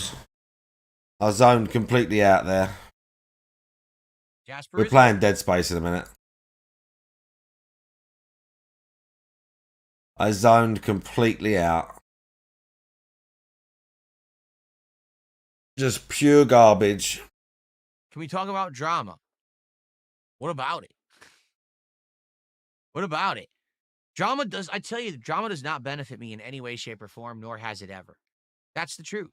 When I stick to gaming, when I stick to topics that pertain to me and my expertise, or things that I'm good at, expertise. those are the things that do well. Not drama. For example, right now, take a look. I just received a $50 super chat from Nico Bellic, who says, yeah, money. Week of streaming. Take a look. So, do you hear any drama there? Was there any drama in what just happened? This generous $50 contribution. So, that's what I mean. Me sticking to my lane, doing what I'm good at, that's what brings in positive attention and support for my content. The drama stuff never benefits me. It can get me views. That is true. When you do content that's considered drama, you can get extra views. But views do not equate to success. They never have. Literally, since day one when I started on YouTube, subs, views, that shit never mattered. It doesn't equate to success. It doesn't. It's not attention by any means necessary. A lot of people believe that. That's, in my opinion, that is idiocy, and that's the wrong way. Because, the problem is, if you give into drama and you become someone that benefits from the drama, sadly, what's going to happen is you're going to always be beholden to the drama. Once you become a part of that cycle of, oh, I do something that's embarrassing, I do something that's dramatic, that's aggressive, just to get attention for myself. What's going to happen is people are only going to want to talk to you or see you for that content, and that's it. And the moment that you want to go out and do other stuff, it's too late. People already know you as the drama person, and that's what they're coming to you for. And that's what they're going to want further from you. And if you don't give it to them, now guess what? You're shot. You can't do anything else. It's either drama or the highway, or drama or go out of business. And that's the slippery slope that a lot of people have fallen down. They start as one kind of a creator, they like it, but then they're failing at it, so they run into drama, and then the drama's successful, so then they start doing it, but then they realize there's no way out. That's it. You're done. You're in that cycle forever. You're stuck in that toilet. Oh, yeah. You know what I mean? So it's very rare that people can get in and out of stuff. And I'm one of the few people who, like, I kind of jumped into it a year ago, and I got out as soon as I saw that it was going bad, because that was my plan to begin with. And I didn't get too attached. I didn't get too much into that shit. And I'm good now. Every single time he talks about the Kino thing now, you'll notice that he always specifically mentions it was my plan. He always doesn't just talk about it. He doesn't just say the Kino thing. When I did the Kino thing, like a normal person would, every single time he talks about it, he's reinforcing his lie. Every single time he brings it up, he says, which was obviously my plan, or something like that. He says, which was what I wanted from the start, or whatever. But whenever he talks about it now, he always has to weirdly, as he's talking about the situation, instead of just saying, when I did drama a year ago, or whatever, he literally said, I got out when I saw it was going bad, because that was my plan all along, or something like that, he just said. But he says that every single time. Every single time. You know? Overall, people don't want drama here on this channel at all. Oh, There are yeah. some people who every once in a while, they think it's kind of fun to have a little bit of drama as part of the equation. Oh, yeah? But overall, if we're just going to be here enjoying games, chilling, doing chill streams, enjoying Chillin'. company, Chill. right? Chill. How does drama factor into that?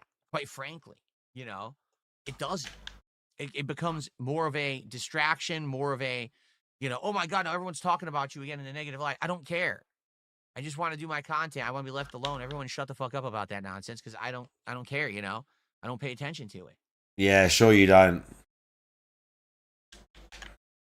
I know. Banana Jose says, I'm glad that you got out of what you were doing, because it looked like you were going to lose a lot of your old fans. You're right. Yeah, There sure. were outright longtime fans of mine who were writing me saying, I cannot be a part of your content anymore if this is the route you're going, Oh, yeah. you know? And Long time I back. always do that. Like, that was always the Oh thing in my the back of God, my this mind, is I know I'm doing laughing this right shit, now dude. for a temporary boost. Oh It's my getting more eyes God. to see me at a neutral stance, which is all I ever wanted. And it worked well. And now Yeah, I'm he's much better rewiring at his getting own things brain that whilst happen. reinforcing the I'm lie happy is what that I he's did it. doing. I'm happy that I got out when I did. It all went according to plan. Thank you. See? It could have went wrong, but it didn't. So It all went according to plan. Every single time he has to bring it up, it was my plan. My plan. It happened exactly as I wanted it. All those embarrassing DMs and all that shit with Triple P and all of that, that's exactly what I wanted, DSP me. I am the smart one. I outwitted all of you, not the other way around. I won't be seen to be a lol cow ever. I am the smart one. It's so weird. Like, mentally, he just can't handle it. It just, like, fucks his head up.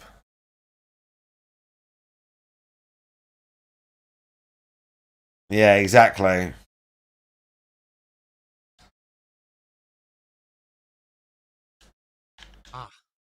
crap in my eye today. I'm gonna have another coffee, like I said. It's gonna be warmer in here today, so another coffee probably would make sense. I probably would. Oh, yeah. Another coffee.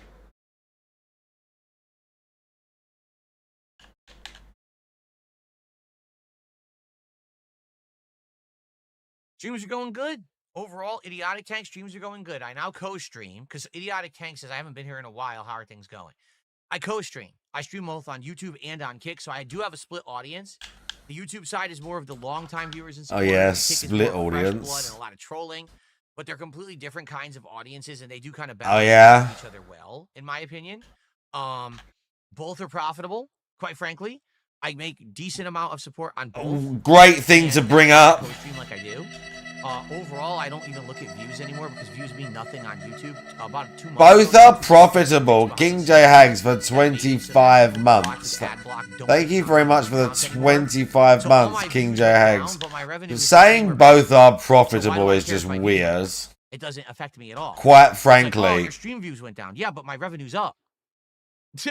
So why do I give a shit? What it means is that there was dead weight there, right? That I wasn't ever going to benefit from anyway, so I don't care that the views don't count anymore. The views are literally worthless. They don't mean a damn thing to me. Yeah, it's all part of his plan.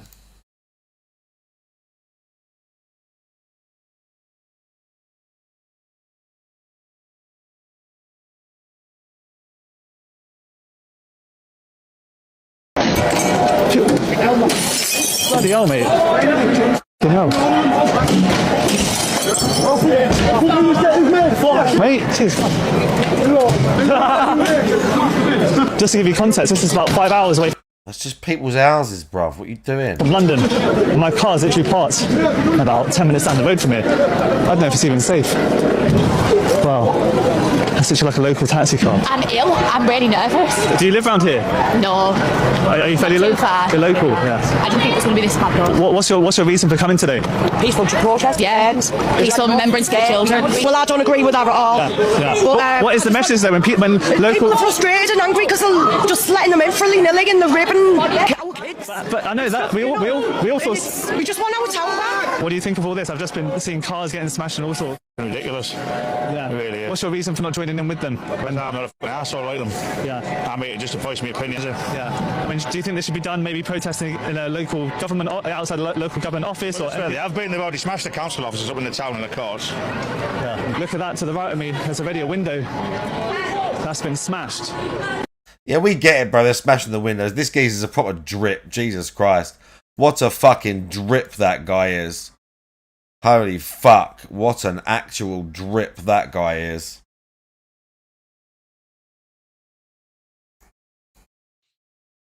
I'm more free now to do more things that I want to do because I'm doing better financially. We can buy a game on a whim. I can upgrade equipment on a whim because I can afford it now. Okay, my setup, as you can see, dramatically better than it has ever been before, with better lighting, better visuals, audio, massively improved, gameplay. The way he leaned into the mic when he said that, as if to emphasize I it. played Call of Duty on Friday. I jump right into it on mouse and keyboard with surround sound, and playing at a level way better than what I used to do. And that's good. That's excellent. What? So, I mean, to give you some perspective, right? He's so full of shit, I would sit dude. here with a peach fuzz camera, the awful visual audio quality, playing poorly, and everyone would just laugh and say, wow, he's behind the times, ha ha ha. The other day, I come on stream with a sweater, a Street Fighter sweater, that I believe was like 150, 175 bucks. I bought it last year. I pre-ordered it. I finally got it. I wear it on stream. Now, all people talk about is how I spent money on a sweater. And it's like, yeah, because I have money now. Because I can afford to buy a nice sweater if I want. Because that's what happens when you have money, because people like you and support you. Oh, yeah. Get it? You get it? That's correct. That's actually correct. Yes, that is right. That's not like drama. That's not over-exaggeration. I can buy a nice sweater for myself if I want, because I have the right to do that because I make good money and I could spend it. Yeah, we know. No one's under any illusion you make money. That's how it works in life. A lot of people don't understand that, and they're very angry or jealous. Like, no, I could buy whatever I want. And you like it. I would not give... Anyway. There's no amount of money you could give me to be you, DSP. He says, here today, it's Ty. It's happy There is Sunday. no amount of money Thank you very much worth being you. that. I assure you of that. Cool.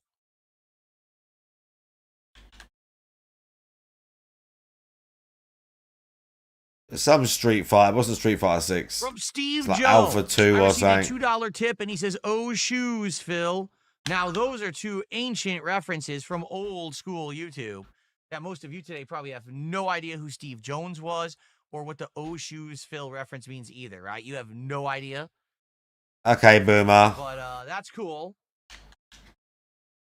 Thank you for that. I forgot to put real huge asshole on the leaderboard. I think I put it in the wrong spot. I did. I put it in kicks. Let me put it under top subs because that was the resub.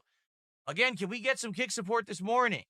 Can we get our first sub of the week? Can we get our first kicks of the week? This is what success Or looks is it gonna like. be another day where kick doesn't support and then wonders why they don't get features that they're demanding. Optional features.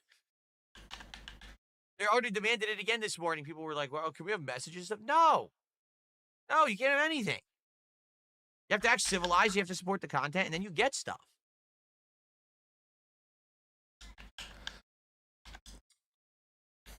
Okay. Amazing. Okay. The ones he made fun of, I don't know. I don't know that I remember him making fun of a sweater.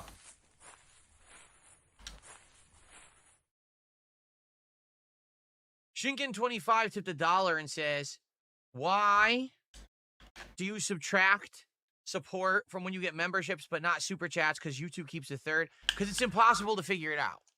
It's literally impossible to figure out exactly how much of each super chat contribution you're getting or not getting. You don't even know until a couple days pass. After like 2-3 days, YouTube analytics will update and then you'll finally see what you actually made on any given stream. I know you say, oh, it's a third. It's not. It's actually this weird variable rate dependent on these exchange. Like, for example, Kane just did a super chat, New Zealand. I have no clue how much of that YouTube keeps because they keep different amounts for different currencies too. It's weird what they do. And there's just no way to know. So you're right. Oh, yeah, there's no way to know. Essentially, I am overestimating. I guarantee you there's a way to know. Because I don't actually know what cut they take. Okay? For memberships, it's easy. I know. I have a $4 membership. I keep $3 out of each membership. I know that for a fact. For a super membership, which is $10, I keep 7. And for the $20 membership, I think I keep 15. Oh, yeah? So I kind of know the cuts. I know off the top of my head the memberships. It's almost impossible to figure out super chat, so there's no point. I'm not going to sit here with a fucking calculator like I'm an accountant, you know. We're gonna estimate. We're gonna estimate. Anyway, and all these idiots, like I heard there's these people who are tracking every single piece of income that I receive. They literally count every sub, every kick, every super chat, shout out, piece of every piece, tip, every membership. They try to estimate my KCIP revenue. They try to figure out exactly the money I make. Wrong. You'll literally never know what I make because you have absolutely no clue what real amounts I keep. I mean, they do. You don't know the taxes I pay. You don't know anything. Then they can work it out. You just don't. Every single tip that I receive, you have no actual visual confirmation that any of the tips are real or fake or whatever. So literally every tip. That's not a comeback. Or I may actually be getting way more than I'm saying. That's not a comeback. Like sometimes I might say I made $1 tip and I actually got 10. How would you know? You wouldn't. Because you're an idiot and you're just trying to get into someone else's business that there's no way you could ever track it or know what the fuck you're talking about. But they could. So, they just track what so you funny say. So either you're a liar or it's accurate. Counting this like this, but this like this. No one cares. Even I don't care. It's not that serious. Oh, yeah? I'm just trying to give credit. Why'd you bring it up then? People for their contributions or whatever. You know, I'm trying to be positive and be like, hey, let's do a shout out for someone or whatever. It doesn't I'm not sure real hard, but if you know, someone gave $10 and I received 7 or 8. it's quite obvious it can be worked out. Like if it's just going by on what he says. Only these weird obsessive people would care about that kind of shit. It's just bizarre behavior.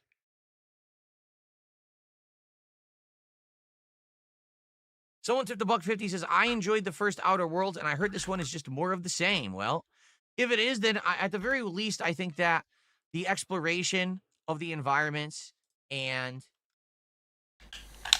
some of the missions, sorry, my nose itches, some of the missions and dialogue might do well and be entertaining. But, man, the combat might be boring. So I guess we're going to have to really see how it goes. I really have no idea. All right. Someone tipped another $3 as Steve Jones and says, I'm looking forward to your Splinter Cell Conviction playthrough. Hope the channel doesn't get shut down. Yep, that's the original reference of actually that was the second time ever that I got copyright issues on YouTube. I was Oh playing yeah, Splinter the Cell ancient someone law. pretended that they were a Ubisoft employee and tried to hit me with false copyright strikes.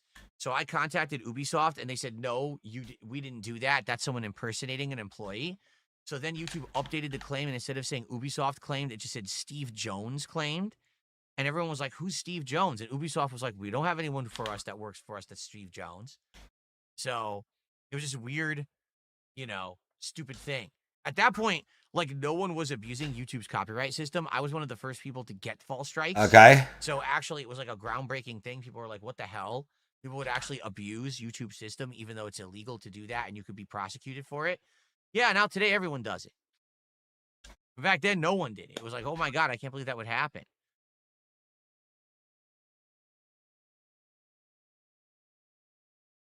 Okay. So Kane did a $3.49 New Zealand super chat. Let's see what that conversion is. I don't know what a New Zealand dollar is like. It just says NZ. Okay. That was $3.49. Is the equivalent of $1.96. Thank you to Kane for that. I will front you the 4 cents, and we will count that as $2. So Kane says, wow. Any interest in the new Kirby Air Riders game? There is interest. The problem is I can't play it. My Switch 2 no longer works with the Ethernet port, and I have no idea why. I don't know if it's actually the Switch 2 dock. Bro, you haven't even tried to fix it. Console, but it just doesn't work. And I'm not spending $70+ to get a new replacement dock to test to see if it's just the dock. Imagine if I spent $70 on a replacement dock and then use Fat Cat's one. So I wasted $70. It's not worth it. So the thing is, do I have internet? Yes. Can I download games on the Switch 2? Yes. Can I do things like Pokemon trading or stuff like that? Yes. But active like gameplay over wireless internet doesn't really work. It's too laggy. So I can't play active like if I wanted to play Mortal Kombat. If I wanted to play Mario Kart World right now, I can't anymore. My Switch 2 just doesn't have online play. It's screwed up. So Kirby Air Riders is a game that's a racing game. Primarily, it's something that you would want to do online against other people. Mine would lag out. So there's no point in even getting the game. In addition to that, we already played multiple racing games this year. None of them worked. Mario Kart World, Sonic Racing Cross Worlds, they're not working. The racing game genre doesn't work on my channel for whatever reason. So there's no point in buying a third game in the genre that's still not going to work.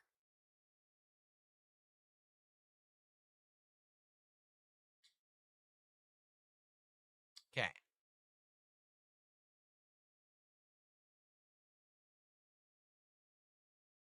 It should be under warranty. Send it in. Oh, so you want me to send in my Switch 2 under warranty so I don't have a Switch 2 for like 2-3 months while Nintendo slow boats the repair process and sends me back a refurbished one? Because you know that's what happens, right? You don't get your original unit back. All they do is they take in the broken one and they give you another one that already had a different issue that they claim they fixed. So you're getting someone else's used Switch 2 as the refurb. And it takes them months to do it because they take it in, then they have to sit on a shelf. Then finally, after like 3 weeks, some tech will turn it on to test it to verify the problem.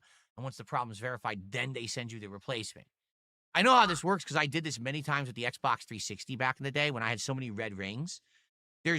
Well, you're acting like that's the 30, the Nintendo 60, store, and the fucking Gigantify. That's not how it works at all. Warranty systems. I appreciate the Gigantify, the emotes.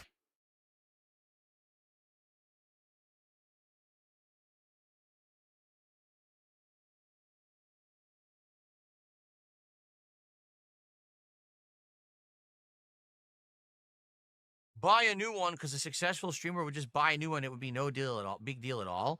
What makes you think I want to spend that much money again on another Switch 2? I could, but I'm not giving you more money. The first Switch should fucking work. When you buy a Switch 2, it doesn't work. Why would you reward Nintendo with another $500? Are you retarded? Aren't you rewarding your chat, not them? Reward the company that just effed you over with more money. That's just on principle. I would never do that. Are you stupid? No, I will continue to play my Switch 2 for games that I want to play. Right now, I'm in the midst of a Pokemon playthrough that I'm really enjoying. Okay, I'm sure there'll be a few more, like Metroid Prime 4 is coming up. I'll play that. Then it'll collect dust, and I'll occasionally play it from time to time. But there is no way that I'm going to sit here and keep buying Switch 2s because they don't know how to make the console. I'm not a dumbass.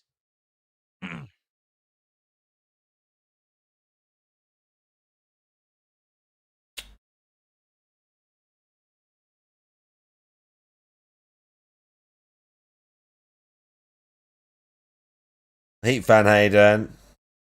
Oh, man. No, I've heard that PC prices are going up again. Yes, I did. I actually heard that when I bought this streaming and capture PC last year. Remember, I got it at like Black Friday prices. Apparently, that was the right way to go. Oh, yeah? Actually heard that PC component prices are exponentially increasing now because what's happening now is people are using PCs. Remember years ago, it used to be, because people are now Bitcoin mining and that's why the prices went up. Well, now people are now buying PCs up for AI. They're using them to run AI algorithms, AI devices, things like that. So because of that, now again, PC component prices are spiking and skyrocketing because of the rise of AI. Yes. Apparently, I actually did a really good thing buying this last year and doing the upgrades when I did. If I had waited and dragged my feet, I probably would be really bad off right now. So very happy to be in the situation I'm at with a nice gaming PC, a nice capture streaming PC, a setup that's gorgeous and working. Excellent. Thank you, guys. Gorgeous. Draped all over a PC that's on the floor covered in dust. RAM prices doubled. I bought 32 gigs for 100. Now it's 210. Jeez. Oh, look at that. That's nuts. Frosted Shard says, you should reciprocate a trivia mini game to Wings in the next interview, like he did with WWE Trivia. Like what? What kind of a... See, here's well done for giving him ideas, chat, because this super original creative guy thinks all this stuff up because he's a fucking pro streamer, dude. Your playthroughs of Fallout. I watched your playthroughs of Dark Souls. Through a lot of times, dude, this is how you don't play, but he still watched it, you know, like he knows. I mean, I don't know a lot about Wings. I don't. So, like, what kind of trivia could I hit him with? Right, I'm going to get another smoke and then we're going to play Dead Space because this is doing my head and I'm nearly dead. What kind of FPS trivia is there? I'm nearly dead. Sit tight. A Skyrim quiz? Oh, God. I thought that Fallout was the one that he had played the most.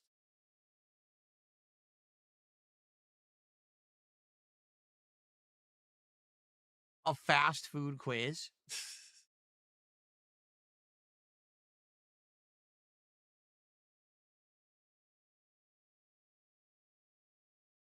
Ask him about the 1v1 against Syndicate. What about it? That was his original 1v1 on Bog, right? Why would I ask him about that? We all know about that. I saw the documentary. He had it covered it in full. I don't have any questions about that.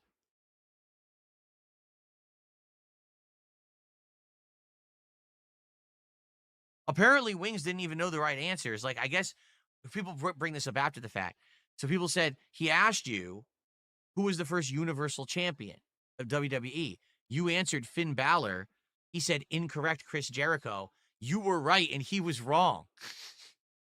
Yeah, I guess Chris Jericho was the first undisputed champion after beating The Rock and Triple H on the same, The Rock and Stone Cold Steve Austin on the same night. And he got the undisputed championship. But I was right. The Universal was actually Finn Balor. He had the wrong answer.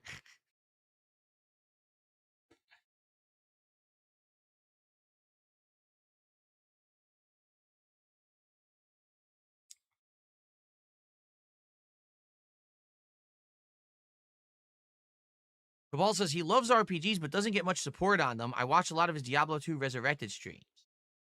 Sounds like a common thing between us, doesn't it? I love RPGs too, but it's so hard to get support for RPGs, man. It's ridiculously tough.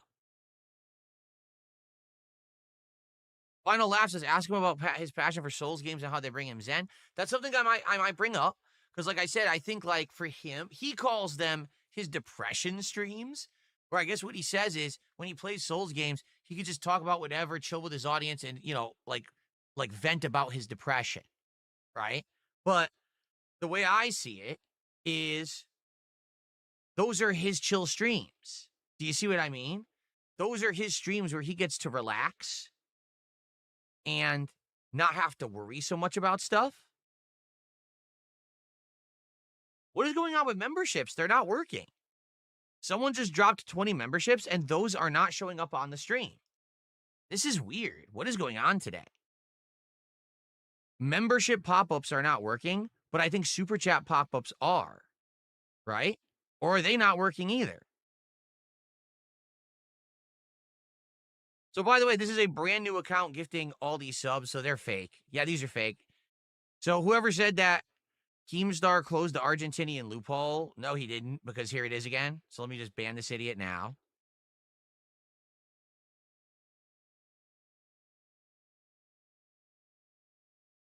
Probably someone just messing with me to make me think that this would be real. It's not. These are fake memberships. FYI. But you notice they're not popping up. Are pop-ups not working today? Did any pop-ups work? Like when Kane did his super chat, did that pop up? When Nick Smith did his super chat, did that pop up? I know Nico Bellic's super chat popped up. That was $50. That one worked.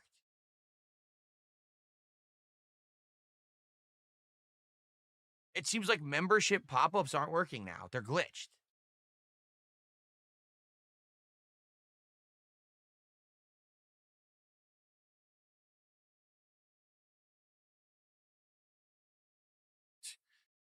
Ridiculous.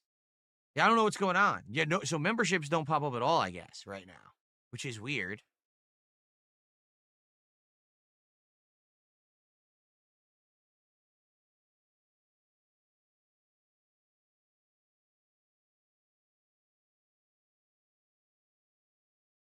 Okay. What 2025 games would I recommend? Well, you'll find that out sooner rather than later because I do a year-end series for the best games of the year, and I will be doing that either late December or early January. This year, I might go a little extra. I might actually try to do like actual edited video packages of each game that I liked or didn't like to play while I talk over them. Previous years, I didn't have video editing capability. Now I do. So I might actually put in a little bit of extra effort this year. We'll see what happens.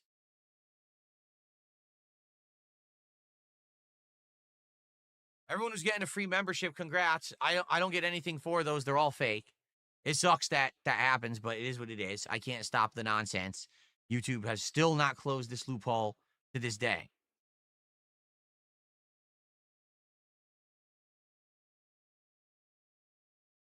Pine Fruit asks, will I go back to Sub-Zero Mortal Kombat Mythologies? Yeah, I think we're doing that next. I think, when are we playing that next? I think Tuesday night?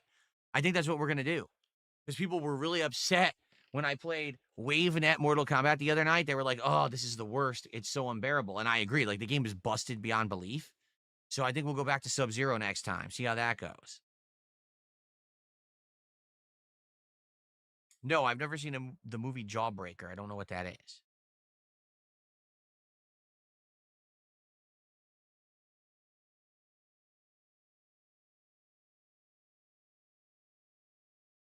Yeah, I know. I wonder, do you think YouTube is detecting fake sub or fake memberships? I don't think so, because it didn't pop up any today at all. Like 0 actually popped up. So super chats are popping up, but not memberships now. This is ridiculous. I'm just curious if I do a test. Like, I'm going to do a test membership right now, guys. The test works. So I have no idea why the test works, but not the actual membership pop-up. I have no idea.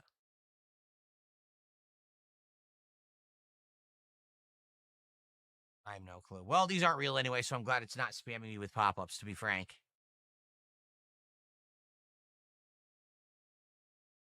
Okay.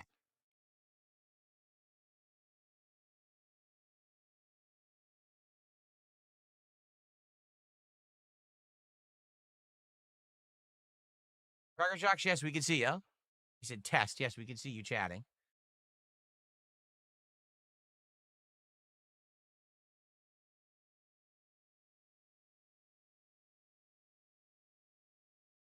What is this noise? Hold on. Hold on 1 second. I got a pad of paper that's going crazy here.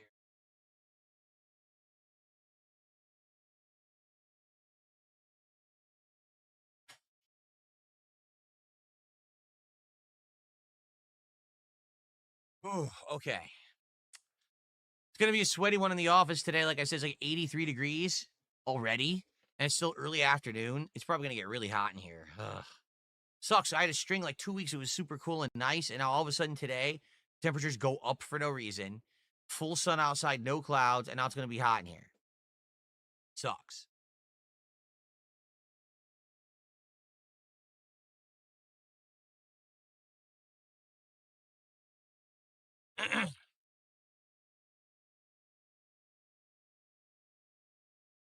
Stuart, thank you for a gifted membership. That's a real one. And as you can see, yeah, it still didn't show up. So the memberships don't work anymore with the pop-ups. They're glitched. Figure that one out. Figure that one out. The memberships are not working right now. They were working previously. And at some point, they have stopped working and they don't pop up anymore. I guess someone broke it.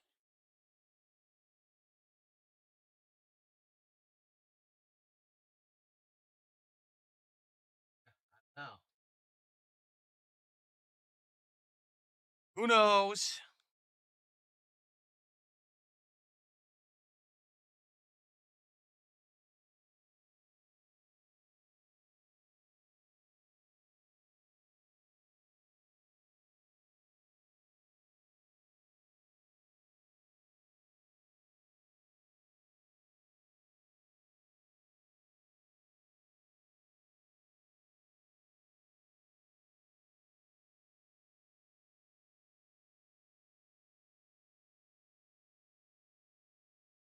Let's see here. I'm trying something.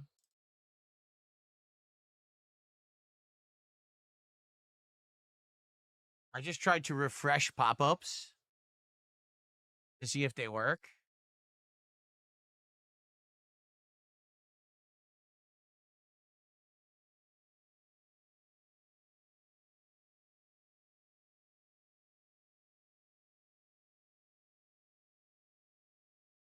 Did I actually shut that one down before it happened? I might have.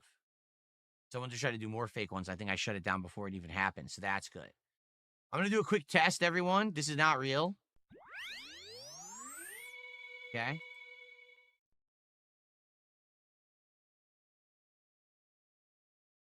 Another quick test. All right, it's working. It's just the membership pop-ups aren't working today. I guess it's a glitch, another glitch. It is what it is. If someone becomes a member or does that, I'll shout it out myself.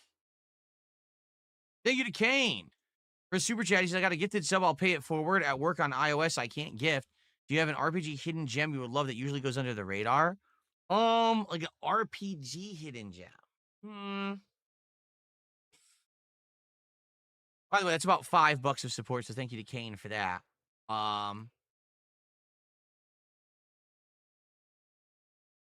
No, but you know, back in there's a lot of PS1 era RPGs no one talks about, like Wild Arms, Suikoden. You know, everyone talks about SNES era, and everyone talks about like PS2 era, but that middle era in between, it seems to have been lost. And that's a shame because there was a lot of good RPGs of that era.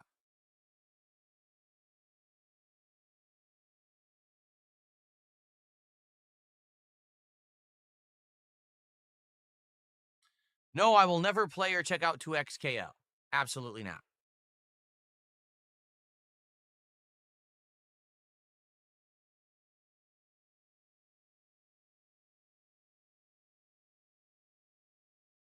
Oh, Paper Mario 2, I believe you're talking about the 1,000-Year Door. I bought it and we played it very shortly earlier this year. People wanted it for a marathon. So I did actually buy it and play it for like an hour during said marathon or 2 hours, something like that. But we never got back to it. And I told everyone, hey, I would go back and play it if you wanted. But as of now, no one's asked for it. So that's why we never went back to it.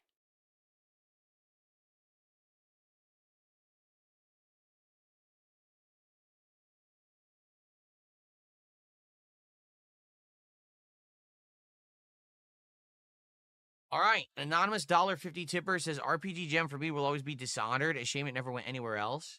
Well, there were 2 of them in a spin-off. Well, not really a spin-off, but a DLC. It did fine for the time, but the thing is they wanted more from it, and it wasn't really growing. Like, it wasn't gaining player base. It wasn't becoming a bigger title. Dishonored 1 and 2 didn't really grow exponentially, so they were like, is it really worth investing in further? And the answer is no. They did not want to do that.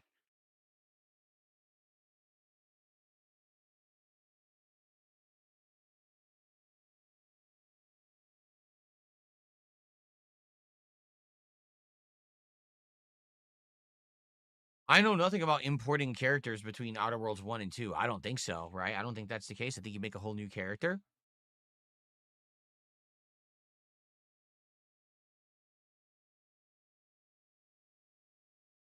That's my understanding of it.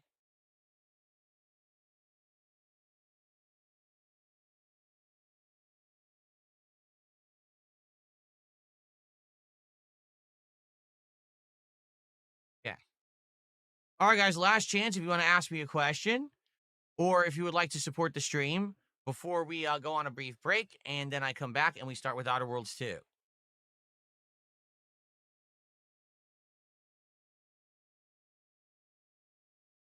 I received a $10 tip from You're Not Funny. He says, here's some money to support the Outer Worlds 2 playthrough. Thank you to You're Not Funny for $10. That's a real $10 tip. That's not a test. Thank you, You're Not Funny.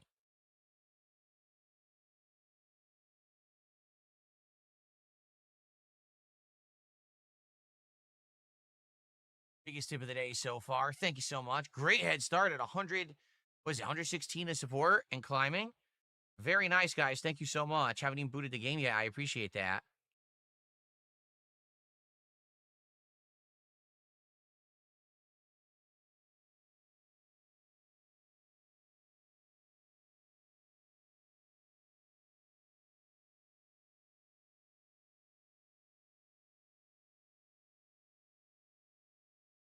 Of course, I'll be playing Resident Evil Requiem. I play all the new Resident Evil games, and this one will be no exception.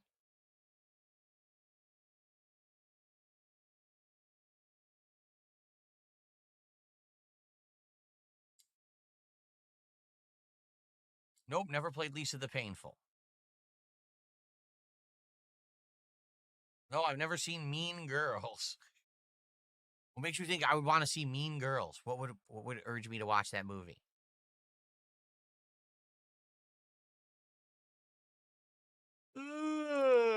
I definitely think I need another coffee. Oh, man, because it's already 82 in here, getting hotter, so. Ugh.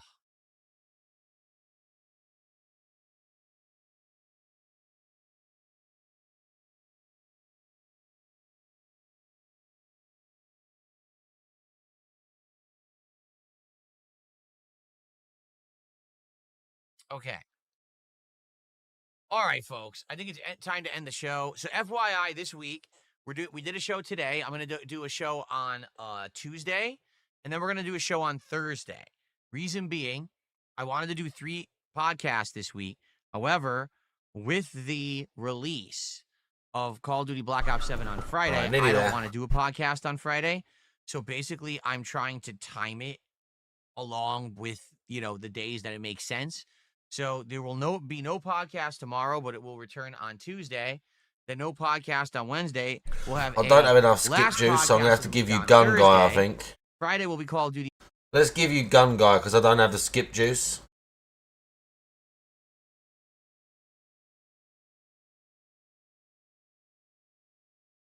I did Stalker, Helldivers, Indie.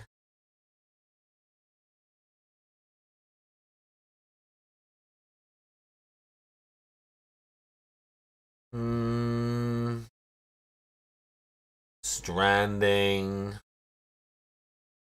I mean, I've watched most of them, to be fair. Like, literally, because they're all pretty decent. Let's do... I don't remember doing what's name on stream. Sniper Elite. Right. I won't be long anyway. This is Jonathan Ferguson, the keeper of firearms and artillery at the Royal Armouries Museum in the UK, which houses a collection of thousands of iconic weapons from throughout history. And I'm your host, Dave Jewett. Join us as we take a trip through 1940s France, all while breaking down the weapons of Sniper Elite Resistance. Now, I can't actually remember if this was something that Rebellion picked up on in this collection, or if they've seen it somewhere else. But this is a real thing. The EMP. Quite distinctive, solid wooden foregrip there. And an absolutely immense suppressor. They're trying to experiment with what's the maximum suppression potential without compromising the length and the weight too much. And I think Hmmmmm may have gone a little too far with this one. If you enjoy this kind of content, be sure to like the video and subscribe so you don't miss out on next week's episode. If you can't wait that long, you can head to our Patreon to watch both the extended edition of this episode, as well as check out next week's episode 1 week early. We'll be taking a look at some of the cursed weapons from hot dogs, horseshoes, and hand grenades. But whether you join us over there or watch us here on YouTube, thank you so much for your support. And now, it's over to Jonathan.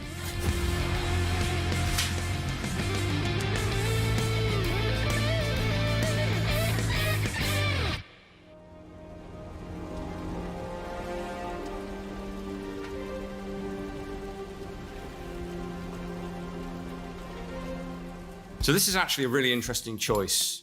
We know the Sniper Elite games, they all take place in the Second World War.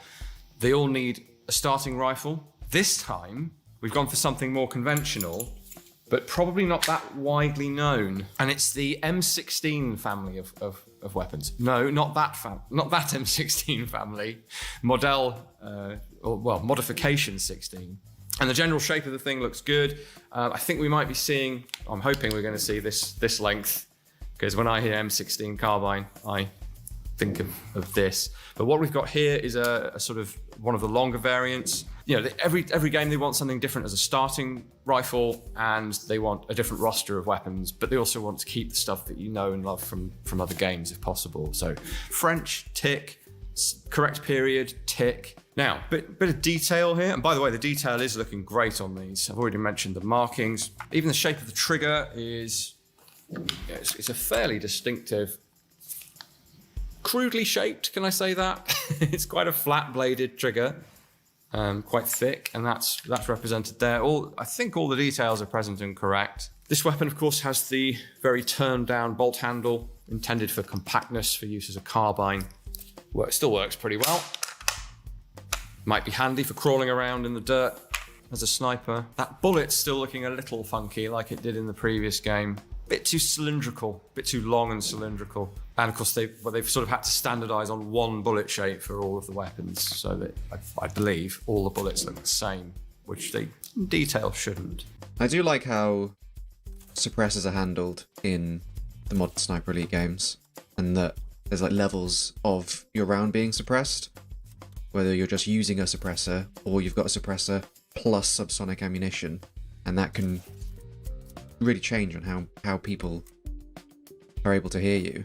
Yeah, I think it was a good way of tackling it. And this was one of the conversations I had with the developers when that sort of system was first introduced, is we really want to do suppressed rifles. We know that it wasn't really a thing at this time and in these places, but how can we do that in a way that's sort of plausible and technically correct? There's the report at the muzzle, there's the supersonic crack of the bullet, there's potentially noise at the back end as well, depending on the design. So, and you want to try and stamp down on all of those things to make it super quiet. And I think that worked really well to, given the large open spaces that you have in the game, you can use your silencer, suppressor, whatever you'd like to call it, and it will give you a certain advantage.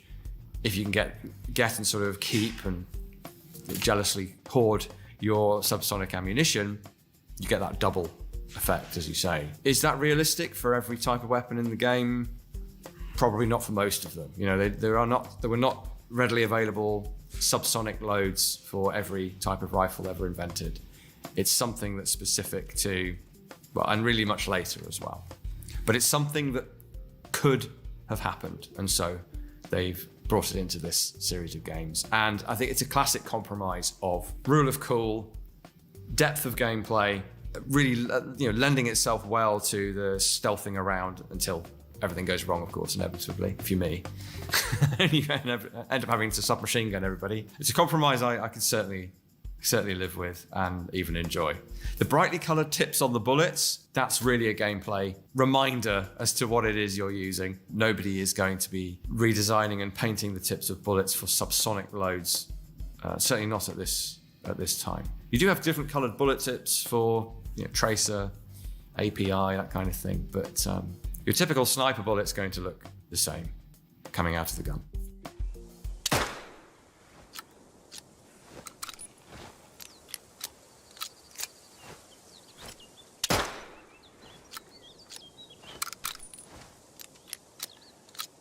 The FB45 Liberator, not the 2013 3D printed Liberator, the original Liberator. In terms of actual practical utility, it's not great. It is a single shot, manually operated pistol. We pull back our striker, set it to one side, lift up the loading gate, insert a single round. There was some came in the storage compartment in the grip there. Simple striker fired system. If you can hit an enemy soldier with this, and you probably want to get as close as you can and surprise him with it, or maybe do it at night, something like that. It does have a set of very chonky sights. They're not great.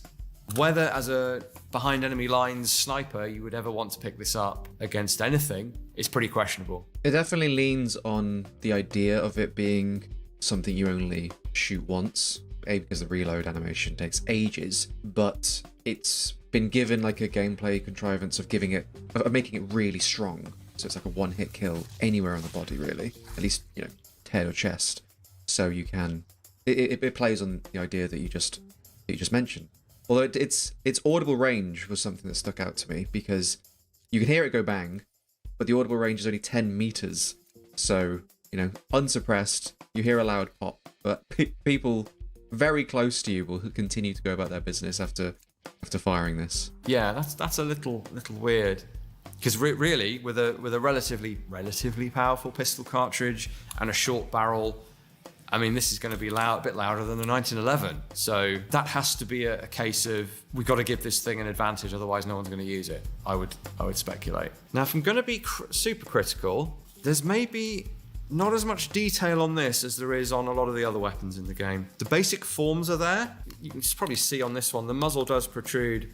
They vary. They're not exactly precision-made bits of kit, but the muzzle does protrude further out beyond this trigger guard than that. This metal strap trigger guard and sight assembly here is a thicker gauge of steel than we're seeing represented there. See that headshot there, that's the sort of range you'd want to use this thing at. It's not a rifled barrel, it's a short barrel, so you're losing a bit of muzzle velocity as well. Yeah, the big pink mist and the one-shot kill.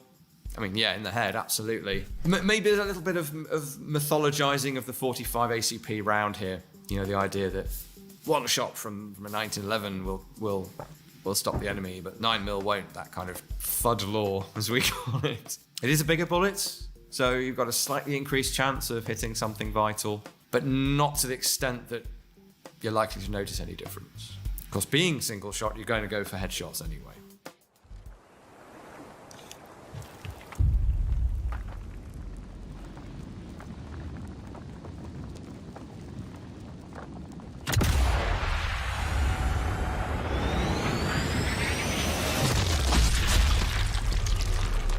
Now we're going back in time with French rifles. We've got a Lebel model 1886. This is the default rifle of the First World War French soldier. You can see, I think, that it looks quite antiquated compared to the Berthier. Although, with more steel exposed on the receiver, maybe not. But it has that visible tube magazine that we can see of 8 rounds of that big old 8x50 Lebel bottlenecked, tapered cartridge. I don't know that you would select a Lebel sniper by choice in the 1940s time frame. I actually think the little shorty M16 Berthier might be a better sniper rifle for the sort of sniping we see done in the game than this big, clunky, heavy, probably not as accurate weapon. And it wouldn't be Sniper Elite without the ability to shoot people in the nuts, would it? Unfortunately. There's something extra disturbing about the kind of Looney Tunes yeah, the dick shot is very personal. And closes in on the poor guy's mangled testes. I only really included this clip because when I was recording gameplay, the achievement that popped up and said "Das Nuts" Das nuts. Really made me laugh.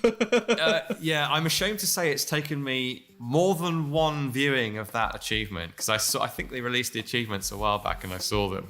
I went, that's not okay. Oh, I see what the play on words is there. It was embarrassingly slow, even for me.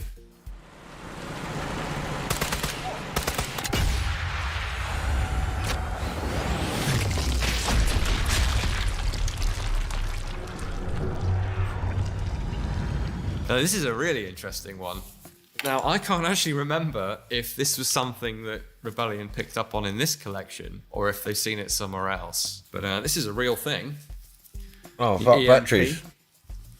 Quite distinctive, solid wooden foregrip there. And an absolutely immense suppressor, which is integral. So you've got gas venting, making it, in theory, very quiet. I actually don't know how quiet this thing got.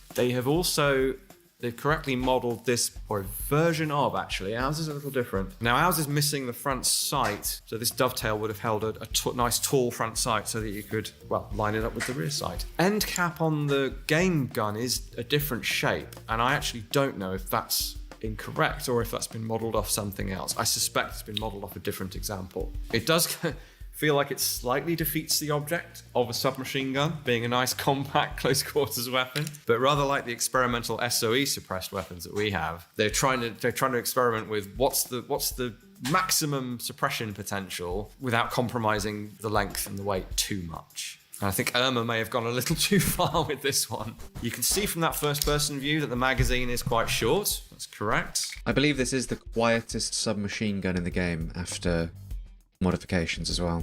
Yeah, it probably should be. I'd love to see some testing done on these. We only have one of this type, so we can't justify really shooting it, unfortunately. It's a very narrow suppressor, but it's a very long one, so it's still got a lot of volume there. I would guess that the sound that I'm hearing here is subjectively about right.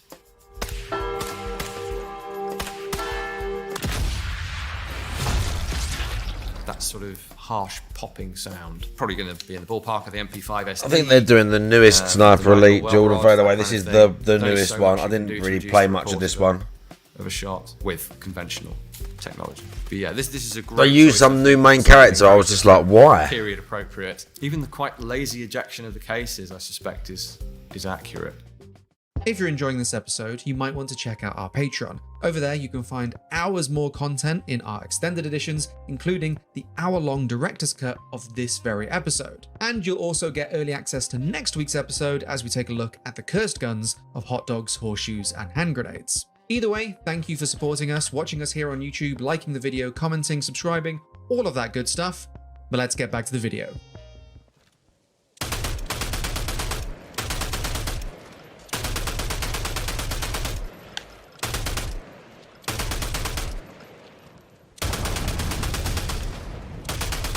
This is another weapon that you can find in the maps. The easiest one to get in.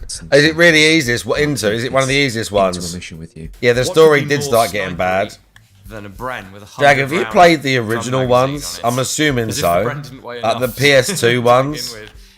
Me and my mate used to play the original split screen co-op. We used to do co-op campaign. Looks Brenny too. Because you could play that split screen like couch co-op. Now I do have a Me and my mate done the whole of the first one, couch co-op. We do in fact have like crawling around, bro. The first one was so good.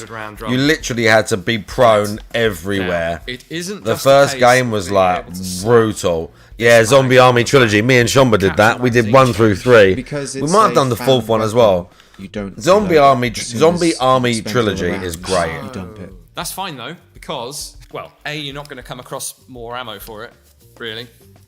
We tried to do the other one as well, but it wasn't as good. So you have the magazine. They did another game that worked the same, but it wasn't zombies. It was like monsters. Oh, it was called Strange Brigade. Magazine catch. So but it wasn't as good. Magazine catch, I guess. So you need to have 3 hands, pull on that tab, press on the magazine catch at the rear.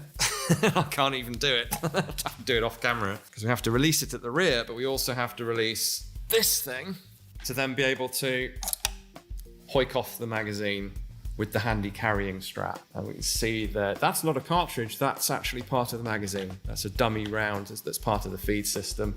So it has that quite a pronounced feed tower attached to the bottom of it. And up through the middle, like a Lewis gun, runs a spigot. And your average Bren does not have a spigot.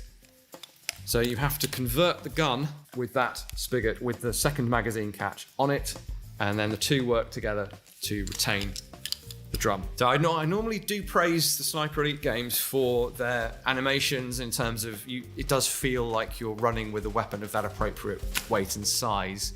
Obviously ignoring the fact that you have another big weapon on the back and you're carrying all sorts of other stuff. This is, and again, because it's a sort of found object in the game and not a focus weapon, not a one you can equip. Maybe he's a little bit too buff, as it were. He's running and throwing this thing around like it's a normal rifle. It's a heavy bit of machine steel with a great big heavy magazine on top of it.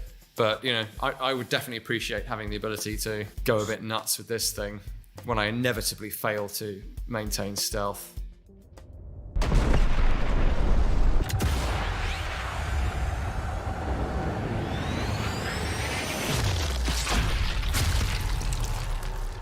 It's our old friend, the M1 Garand, or Garand if you prefer. So it looks like for a partial reload, we just eject whatever we've got in the gun. Is that right? Yeah, you can partially reload, and the animation shows a full on-block clip. It's not until you fire until empty you get the iconic ping. I thought it looked full. So you had fired some shots, hadn't you? Yeah. So it always ejects either an empty clip or a full one. And on a reload it's always a full one. That's a bit of a shame, detail-wise. Yeah, the partial reload shows all 8 rounds still in the on-block clip. But who's really firing and partially reloading this thing when you can, you know, get the ping out of it?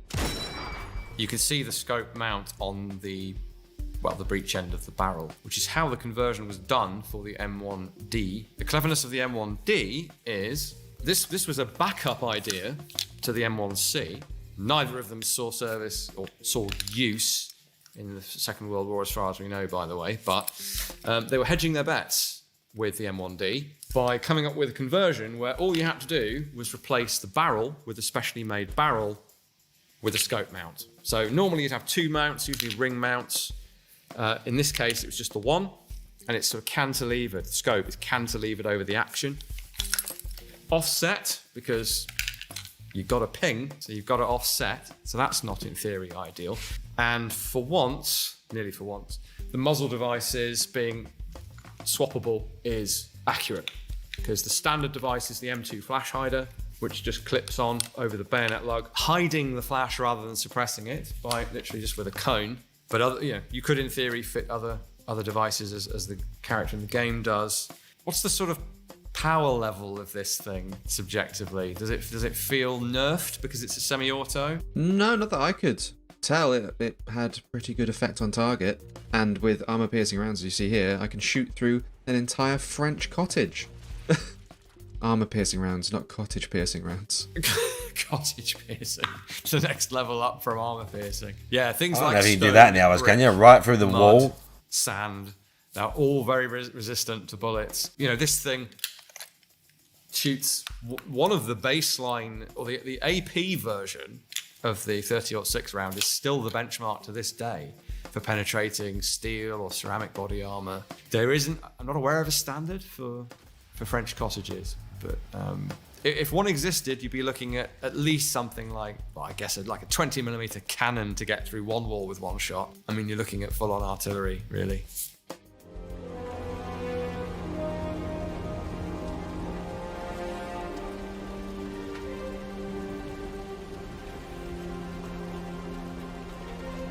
The MAS 38, pretty distinctive French submachine gun with that canted design, but it has a foregrip. Such a funky design. Long. Very compact and lightweight, but with the full wooden stock, makes for quite an unusual look. Always a big fan of how Sniper Elite has handled submachine guns, especially with the ability to go first person. Okay, customization is looking interesting. I can't recall if that sort of buffer tube wire stock is an historical variant of any kind. It's not one that we have.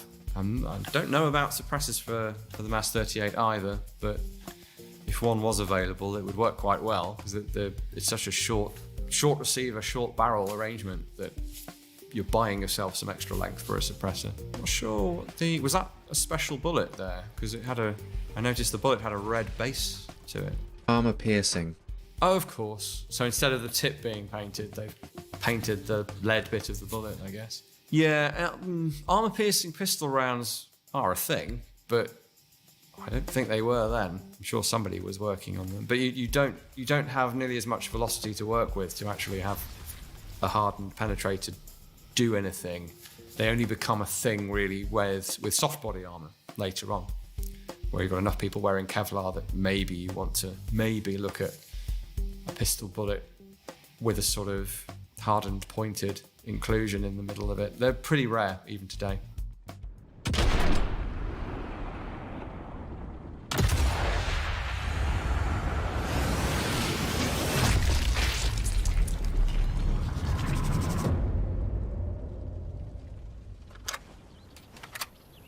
So this is really your French Garand, the MAS 44 semi-automatic rifle. How does this compare to the Garand, do you think? The Garand felt like it had a bit more punch to it. The MAS 44 feels as though you can fire. Literally done all these videos already now. Staying on target. So I'm using wooden bullets at the start of this clip. I thought that was a wooden bullet. I was going to say, my first thought was that looks like an old school round-nosed lead bullet from the late 19th century, and I thought there seems to be some grain to that. I'm guessing they've got this idea from the real baton round, which the early versions of were great big wooden bullets, but they're big, and the idea is they smack you with kinetic energy, pain compliance mechanism of stopping you from doing what you're doing. You can't make a high velocity pointy bit of, even if it's round-nosed, pointy bit of wood less lethal. Well, you can make it less lethal for sure, but it's not going to render you unconscious. It's either going to do enough damage to cause you serious injury, or it's not going to do anything.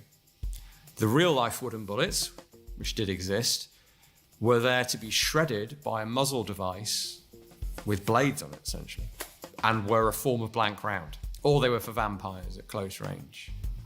Unclear. I think I complained about this last time, but one of the issues with the bullets, as depicted in flight, is that they're fully enveloped in